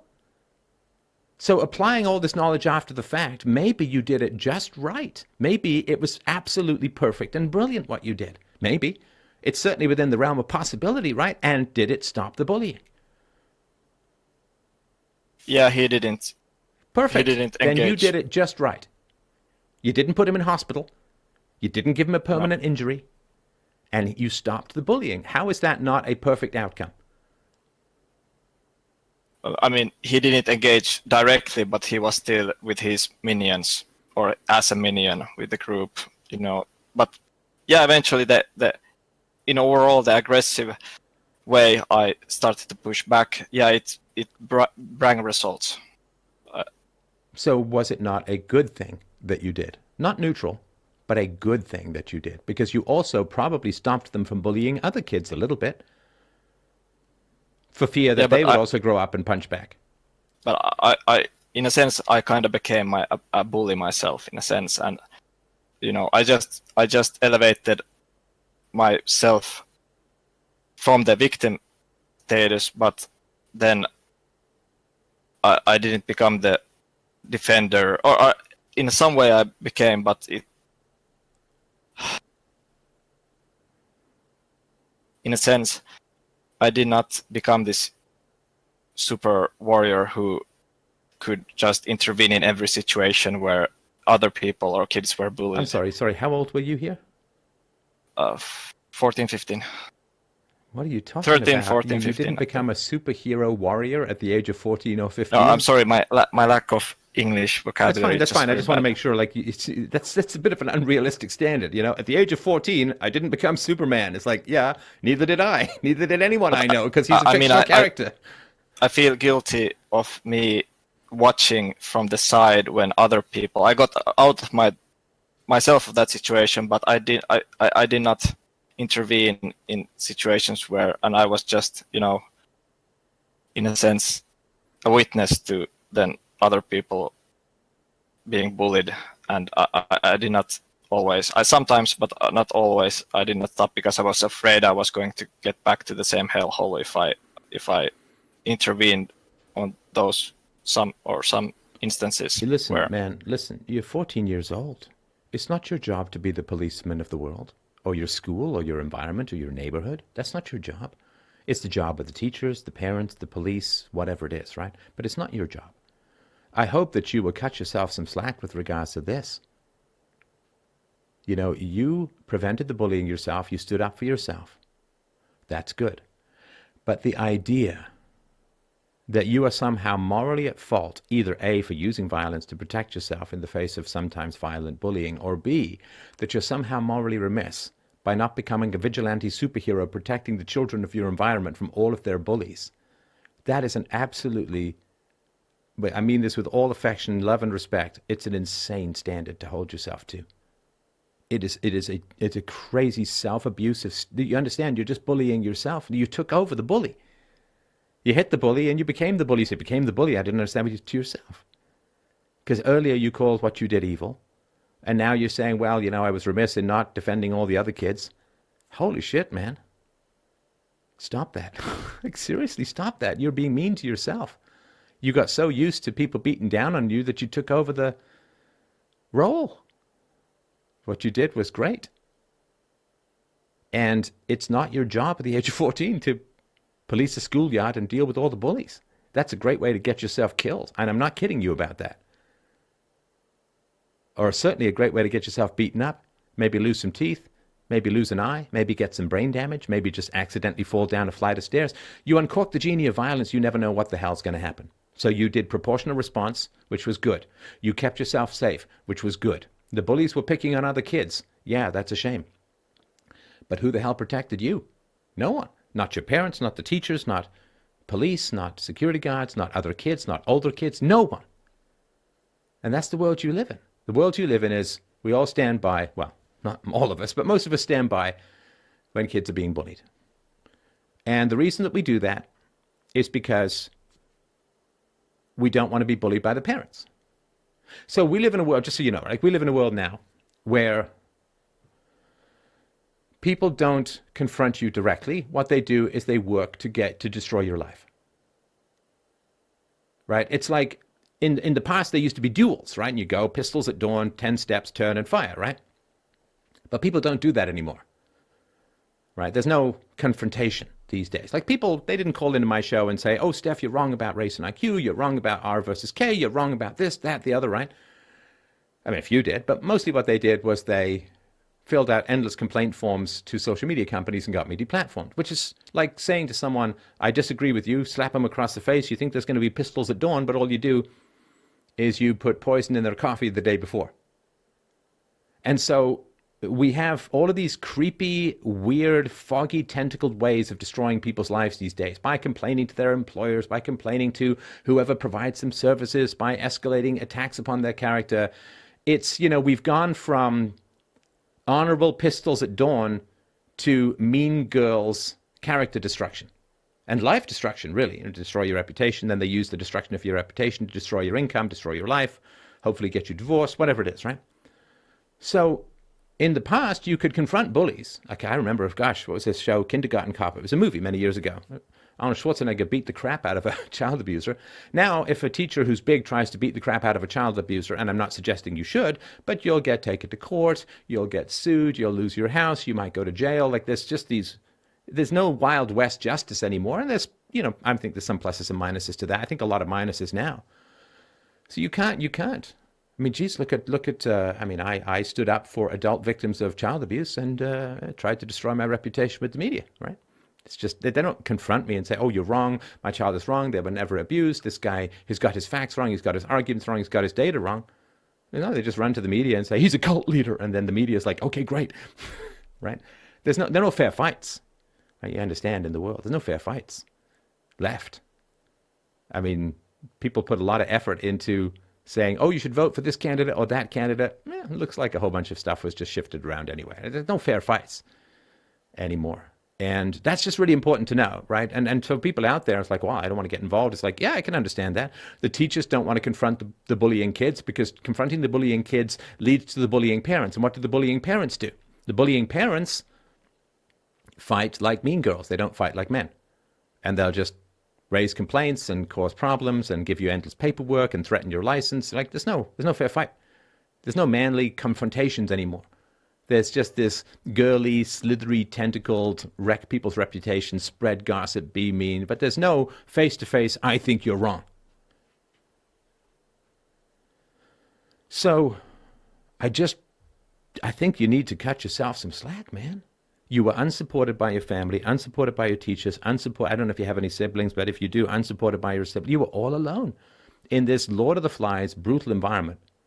And even in Lord of the Flies, there was companionship. You were absolutely isolated in a violent and degrading and destructive environment. And you should give yourself a fucking medal for getting through that in one piece and standing up for yourself. Rather than say, well, I was bad, I was evil, I didn't live up to standards, I did it wrong, I did too much violence. Come on, man. Come on, cut yourself some slack. Don't let the bullies win and continue to negatively characterize your desperate fight for survival in an endlessly destructive environment. Give yourself a fucking medal, dude. Don't start pinning hell words on your forehead.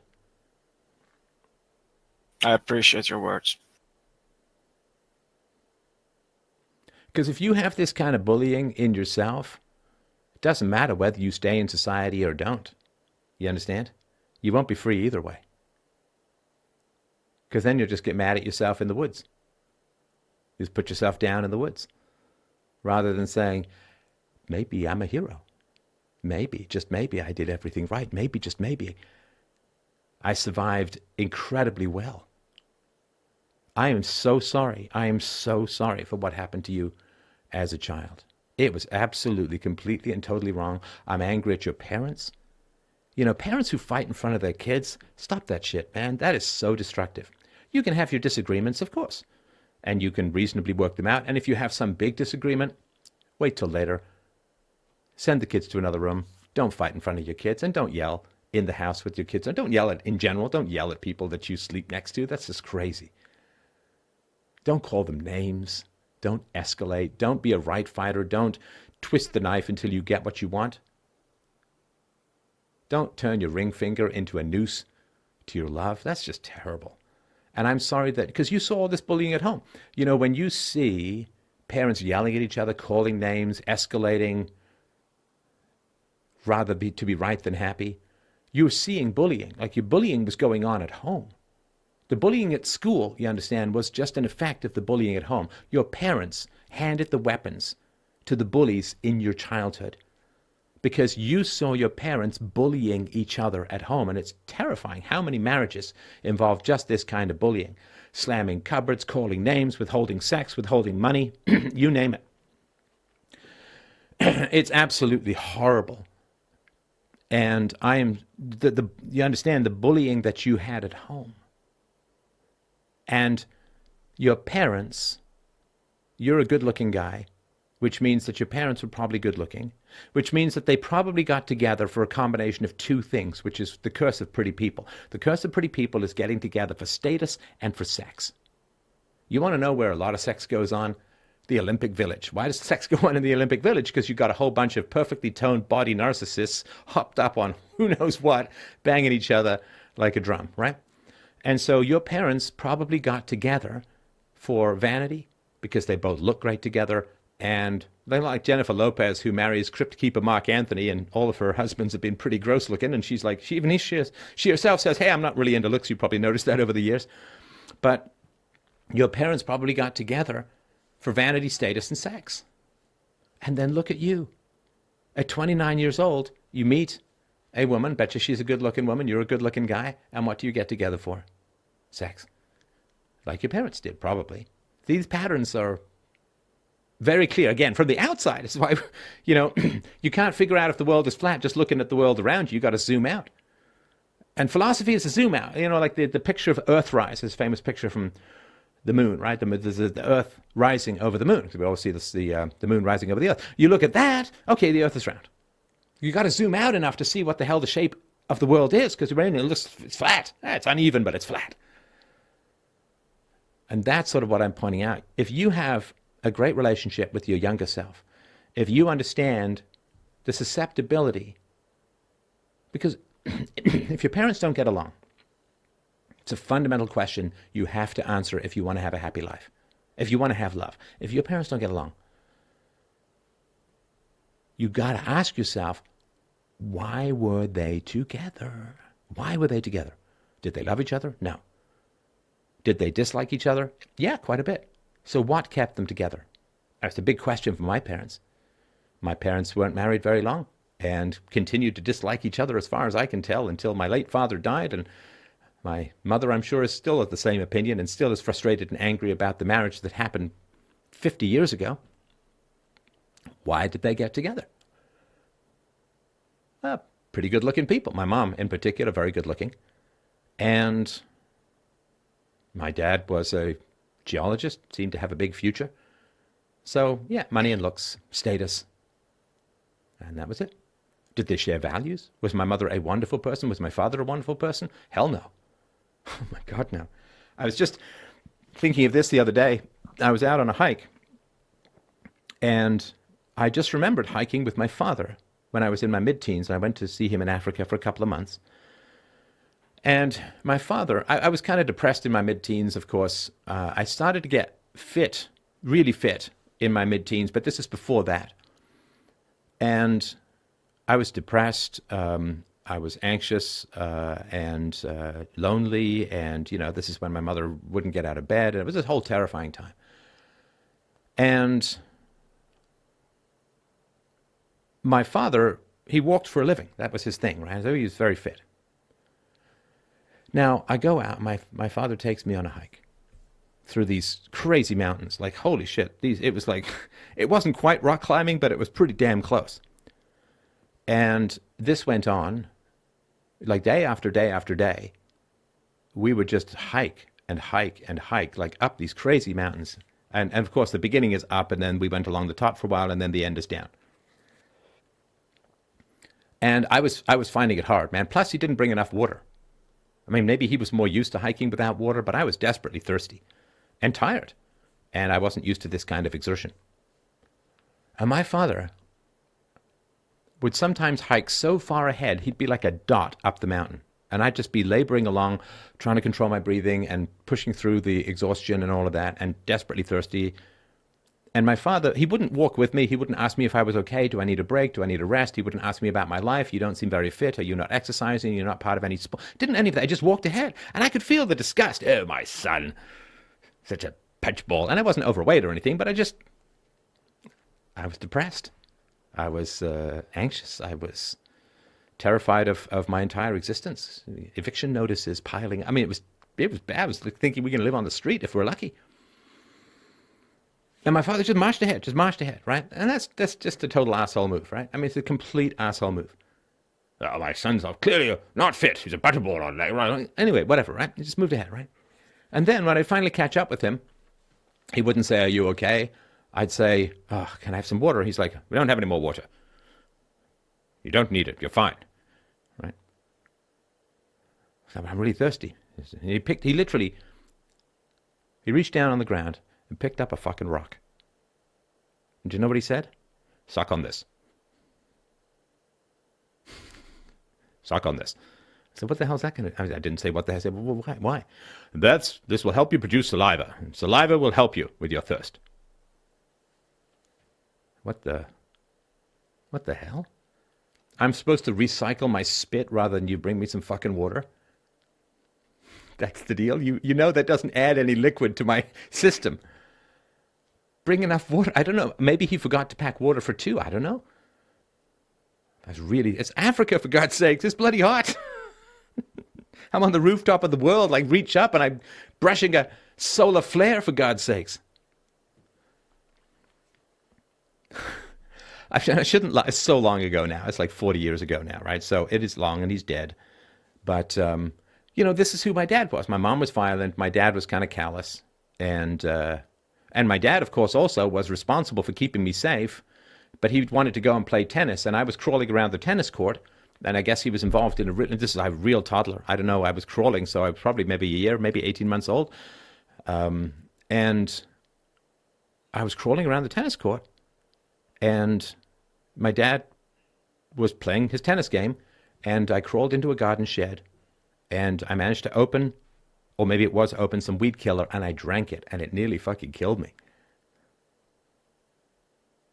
And according to the stories I've heard, people were yelling at my dad, like, "Where's your son?" Someone's screaming, and he's like, one more point, I've almost won." And I was swelling up. My throat was swelling up. I drank poison under my dad's watch because he wanted to play a tennis game and win. Well, I hope he won that tennis game because he lost a son. And so I say this not to try and dunk on my parents, but that sort of fundamental, why were they together? They didn't like each other. They weren't likable people. They weren't good people. They weren't nice people. They weren't caring people. I mean, I used to say to my mom, occasionally, you know, when you do good things in the world, when you help the world, when you help people, as I hope I'm doing with you and with others, it's a good feeling. You know, it's a good feeling to do something in the community that's positive for the world. And that's your big question, my friend, is do I do something in the world that's positive for the community, or do I abandon it like the Titanic? You don't stay on the Titanic, you get the hell off the Titanic. Is it the Titanic, or can I bail and we make it, right? It's a big question. I don't have an answer to that because I can't read the future, right? But I would say this to my mom, you know, maybe join a community group, maybe do something nice, but she would never want to do that. Never want to do that. Because, you know, someone had to pay for the wreck of her life. And when it wasn't her kids and she couldn't bully her kids, she started bullying other people badly. I mean, she was like Terminator Karen on steroids. But she wouldn't just sit there. And I learned that, like, just do something nice in the world. Go bake something for someone who's lonely. Go, you know, be a big brother, or go teach some kid how to read. Go something nice. Just go do something nice. Go, even if it's just give to charity. Even if it's just go do something nice. If somebody's posting about being sad on the internet, write them a little letter saying, "I'm so sorry. I understand." Just do something nice. That's all. It's funny because the left is all like, "Oh, well, we want to take care of the poor." It's like, if you want to do some nice things, how about you just do some nice things rather than run to the government all the time, right? And so, sorry for the long speech, but with regards to your parents, and this is for everyone, you got to know why your parents got together. You have to know this in order to change it. Otherwise, it's going to run you. It's going to control you. And your recent relationship, I bet you, in many ways, was a mirror of, we look good together and the sex is good at the beginning, reason for your parents. And there's no moral foundation. You know, to use a biblical analogy, you're building your house on sand, not on rock. You're building your house on ass, not on morals. So do you have a theory as to why your parents got together? Why did they get married? Why did they have kids? It's almost impossible to say because I have asked them, or when I was young even, and it's always quite shallow answers. And when I contradict the shallow answers or try to investigate more, it doesn't produce a very nice Are they still discussion. together? Yes. Right. Did My they own ever theory stop fighting? No, I mean, it goes like this, but I guess because they're older, they don't have the energy to do that anymore. But Right. the same attitude is, I think they haven't changed almost at all. I mean, it was this for 18 years, I saw the same shit. Right. I mean, and it's just their way of being. It's just like that, and they still somehow are able to cohabitate. I don't understand how it's even possible. I never saw intimacy from them, except from my mom sometimes giving, this needy hug or like one thing, and my father. Usually, I always saw my father pushing her away in this kind of not interested in the intimacy thing, and I never actually heard. Were they good looking when they were younger? Not to my, I don't, not to my taste. No, I mean my father, probably maybe to, I guess in general, good looking. Because you got that whole PewDiePie good look thing going on, in my humble opinion. Actually, well, this is kind of surprise to me because I'm being more aware after the age of 25 that I'm not actually that's ugly, but the most of my life I thought I was very ugly because I had no attention from girls, and at 25 was the first time I actually went to the dating market, you could say. Before that I just almost nothing, like no contact, no dating, nor nothing. All right, so let's get out of your head and even out of my head, and let's ask the people who are listening in on the call what they think of his looks. And look, I mean, looks they're not unimportant. Signs of genetic markers and strength. You're obviously very intelligent, and I really appreciate your English. I know you feel like it's deficient and all that, but it's certainly better than my Finnish. So it does kind of look like Pewds, Felix something or other. Anyway, and PewDiePie is a very good-looking guy. Sort of underestimated. I think he should stay clear of the beard thing, but that's just my particular. You seem to be doing better with that.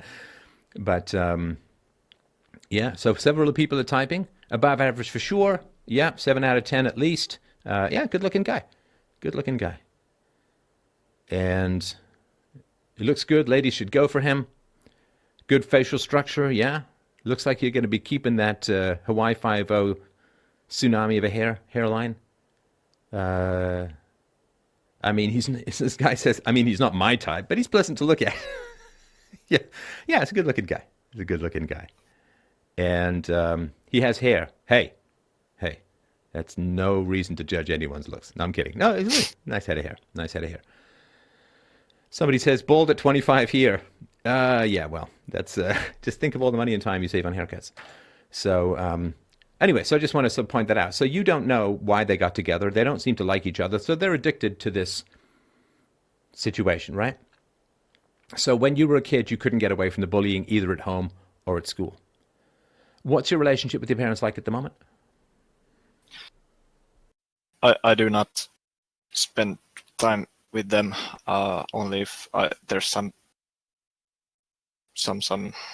Actually, this is a reason, as I said in the email, I have dealt with my family issues. With this, I mean that I'm not sure if I have actually dealt with them enough, but to the point that I did everything from my perspective that I could to face the past and telling them what I thought was quite appalling, and all the stuff, just digging it up and asking them questions, and yeah, it didn't produce. So when you pulled anything back from them, did they fight for you? Did they call you? Did they try and figure out what the issue was? I mean, no. Did they? They judged. I mean, it's hard to say. I can. The way you explained, how people start to demonize you and paint you and everything you just said, that basically happened, and that has always been I had never actually heard my father say sorry or taking responsibility for his own mistakes. And did they, error he had made. Did they know you were bullied as a child? Yeah. Yeah. And they never said it was our job to protect you and you had to fight that fight alone and we're sorry? Well, I do not recall that they would have put it in that way. I mean, whatever way, something that put some kind of salve on the wound, so to speak. I mean, if I give you an example, my father is saying that I have mental health issues probably because of the bullying I had when I was young, and he has more of this attitude of blaming when I try to criticize him for what he did. or what he was kind of, what was my childhood, what kind of my child, the way my childhood was, then this card always comes up where it's suddenly shifts the attentions to me, that I do not get forward with the issues. And why I did this, I just wanted to see what kind of person he really is right now. So he says that you have mental health issues for bringing up pain and loss in your childhood. Well, that's not the way he sees it, but the way I, become a bit emotional and say with firm and, with not like this right now, but with, you could say anger, because I am angry. Yeah, you should be. What happened, and then I don't know. I think it's very evil and manipulative how he responds to these accusations or this enlightenment, and he doesn't even remember many or most of the stuff I talk about. They just vanished conveniently out of his memory box of what happened. For example, when he kicked me in the side here when I was on the ground, when things didn't go as he wanted. And it was one kick, okay, it wasn't a beating, but it still hurt as hell. And yeah, my bones didn't break or anything, but he doesn't remember that. And of course, when you were a child, if he told you to do something and you genuinely forgot, I bet you that wasn't an excuse.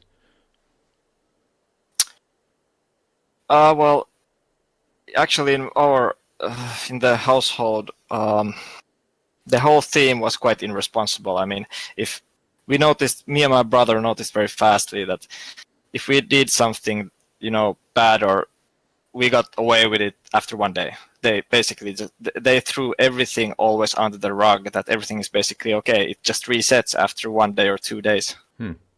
You just avoid it, basically, if stuff happened. Yeah, no, that can certainly happen. Yeah, that can happen in chaotic houses. I remember my mom grounding me for a week, and then in the afternoon, and then that evening wanting to go to a movie. It's a little like that, a little disorienting. And it's also struck me earlier you were saying that your house was sort of messy and unpleasant and very dirty, very So if you look around at your own environment, it's not necessarily dirty, but it's definitely not. It's not a big transition. I mean, this is nothing compared to the household I was living in. It's still like that. I mean, It's still like garbage dump, basically. Not in a sense. It's just very dusty, dirty, disorganized, old stuff, something that they don't need. It's just a mess. It's not a nice environment to be in. Right. So I'm sorry about all of that too. There's the wrongs that parents do, they can do a lot to fix them by simply taking responsibility when the kids are older and the kids have the capacity and the freedom to come and talk to them about it. But of course, most parents who are abusive or neglectful, they will simply pull the, I don't remember, I'm sorry you felt that way, nothing bad happened, are you all right? You seem unstable, you have emotional problems, I can't believe you're bringing this up, it's so long ago, get over it. I mean, the endless cavalcade of bullshit that characterizes, parents who inflict responsibility on their children, and then when the children get older and try and push some responsibility back on the parents, suddenly excuses are the only thing that matters, and counterattacks, which are never allowed to the children. At that, that's basically you summarized it very well, and that's me. That's my father and mother, and also my brother's stance. So here's the thing. I'll tell you the big transition, right? The big transition. One of the most difficult things that I had in this show was, why did I become, you could say, hyper-rational? I became hyper-rational because it was a necessary defense against my mother's intrusive insanity. My mother wasn't crazy in her own room. My mother was crazy, like sitting on the chair, endlessly grinding into me weird theories, complicated things, bad thinking. Like she needed to discharge this stuff, like vomiting. Like if you drink too much alcohol, your body views it as a poison and vomits it. Well, she had drunk too much crazy, and she needed to rip open my mouth and literally vomit like a bird with the opposite of a worm into my gullet. She needed to vomit her insanity into me. So in order to stay sane, I had to develop these incredible ninja moves of getting outside my own skull. Now, that sounds like dissociation, but it's not that. Objectivity is not dissociation. Dissociation is when you abandon your body, like a woman who's being assaulted or raped or whatever. She sometimes will dissociate. She's abandoning her body because it's being used to punish her. This was, to me, I have to flee my body in order to return with the facts, with the truth. I need to view things objectively. I need to go out and get the hunter and the killer and the meat of reality and bring it back to a starving little boy called me, right? And so I developed all of these ninja moves. Now, these ninja moves, I tried to use them on my mother, tried to use them on my father, other family members, doesn't really matter, and I failed.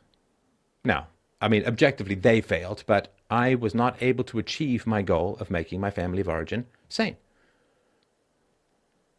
Now, do you know how hard it was to then say, well, you know what?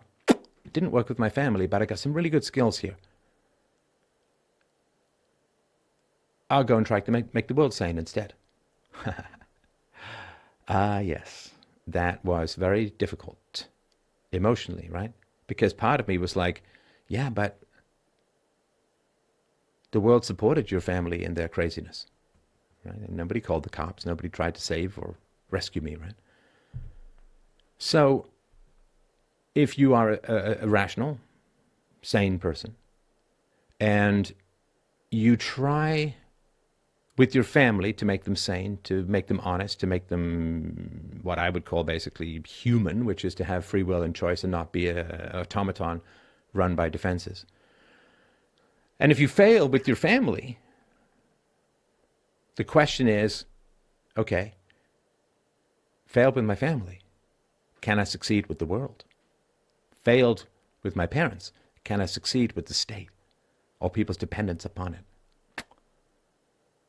Now, that's a big question. Now, if I had answered in the negative and said, well, I'm going to go continue, I'm going to do my business career, I'm going to make my money, and I'm going to find some island, and I'm going to get away from it, I'm going to retire, and whatever it is, right? That would have been a choice. And trust me, there's times when that seemed like a pretty damn good choice. But the other is to say, the skills that I learned from my family about how to be rational and how to be sane, those skills I should bring to the world. And the reason I did that was I thought, God, I wish that someone had brought those skills to me when I was a kid. And in a way, through reading philosophers, they kind of did, but not on a personal interactive level, which is why I always wanted to talk with people at a personal level about these kinds of things. So the best way to heal the past is to give the world what was denied you. I think the best way to heal the past is to give the world what was denied you. Now, the world denied me reason, so I bring reason to the world.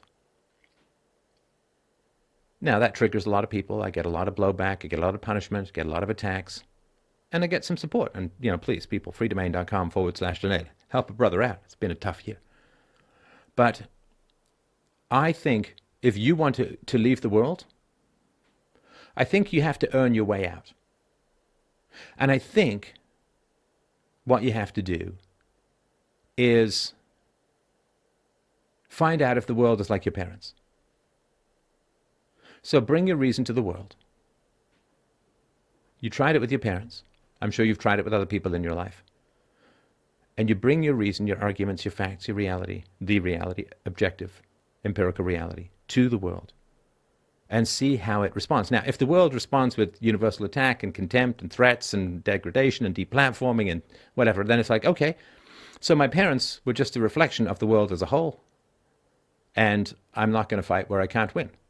And I'm going to find some hidey hole, some safe, secure place, some whatever it is, and ride out the inevitable tsunami of destruction that follows in the wake of the earthquake of anti-rationality that characterizes a lot of modern culture. I'm going to go in and fight. But if it turns out that I get illegally kicked in the balls while my hands are tied behind my back, well, then there's no rules. There's no Queensberry rules for fighting. So I'm not going to get in the ring. It's just self-abuse, right? Where we are in that process, I can't answer in any totally objective way. And the reason being that it's a Schrodinger's cat kind of thing, like it's a quantum physics thing, like to make a decision is to change the outcome to some degree. And you and I are having this conversation because I decided to treat the world as not my mother, as capable of reason. And some people are. It's not a massive amount, but some people are. And to provide to others what was denied to me is, I think, good for the world. It's good for me, for sure. And to act in a way that is different from how you had to act as a child is the only way to fundamentally grow up. And I know that you feel a little bit like a man boy, right? Like a man child, because I'm 30, I'm not even remotely ready for family, or, you know, you still feel like a delayed adolescence, they call it, or failure to launch. The best way to break the cycle of history is to do the opposite of what happened, because that's breaking the power of your parents. If your parents say, you can't be rational, go be rational. Now, maybe it'll work, maybe it won't. But it heals you either way. Now, if you go out and try to treat the world as different from your parents, and the world treats you like your parents did, then go live in the woods. But you won't go live in the woods thinking you could have done more, or you won't go live in the woods thinking that you could have made a change, or if things go bad and the badness follows you even to the woods, you won't sit there and say, well, if I'd stayed and fight, I wouldn't be in this situation now. So I would say engage with the world. Don't just think about the world, engage with the world. And if you find that engaging with the world is a no-win situation, then you can make your decisions about what to do from there with empirical knowledge rather than theoretical knowledge. But when you're concerned about only theory, which a lot of what you wrote was theory, you don't know for sure whether you can have an impact on the world. So I would say go have an impact, try and have an impact on the world. And if it turns out that the world is your childhood, fundamentally, then you can make your decisions based upon that.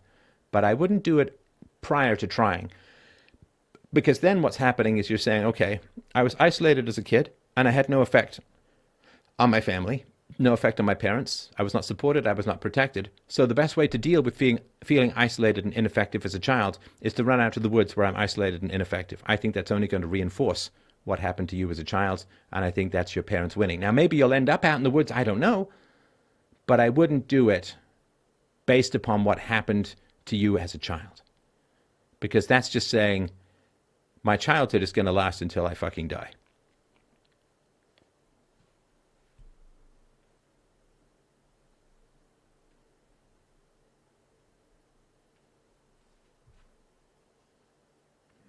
Oh, is he frozen? Is he gone? I'm here. Oh, okay. Yeah, so that's basically my suggestion.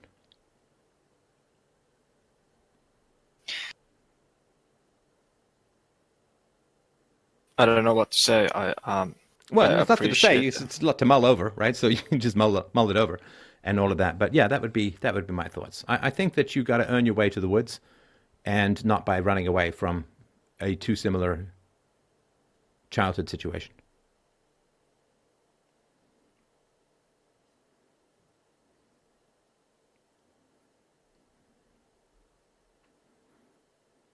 All right. All right. Will you let me know how it goes? I will. All right. Thanks, man. I appreciate the conversation. Thanks, James, so much for setting this all up, as always. And thanks, everyone, we've had a couple of great games of Among Us lately. freedomain.com/donate to help out the show. I'd really, really appreciate that. Love you guys so much. Have yourself a great weekend. And don't forget, Wednesday night, 7 p.m. Eastern Standard Time, dlive.tv/freedomain. You can check out the live stream, be part of that. And I'm sure at some point we'll figure out how to add audio to that. But right now we'll still take text questions, or I will. And we'll talk then, 7 p.m. Eastern Standard Time on Wednesday nights. And again, 7 p.m. Friday for our show again. Take care. Lots of love. Bye.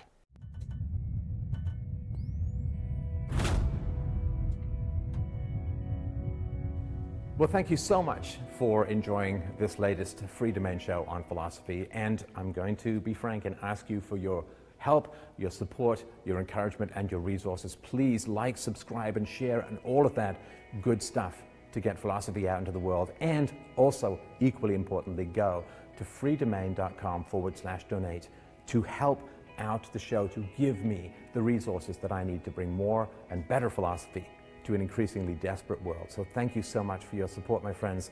freedomain.com/donate.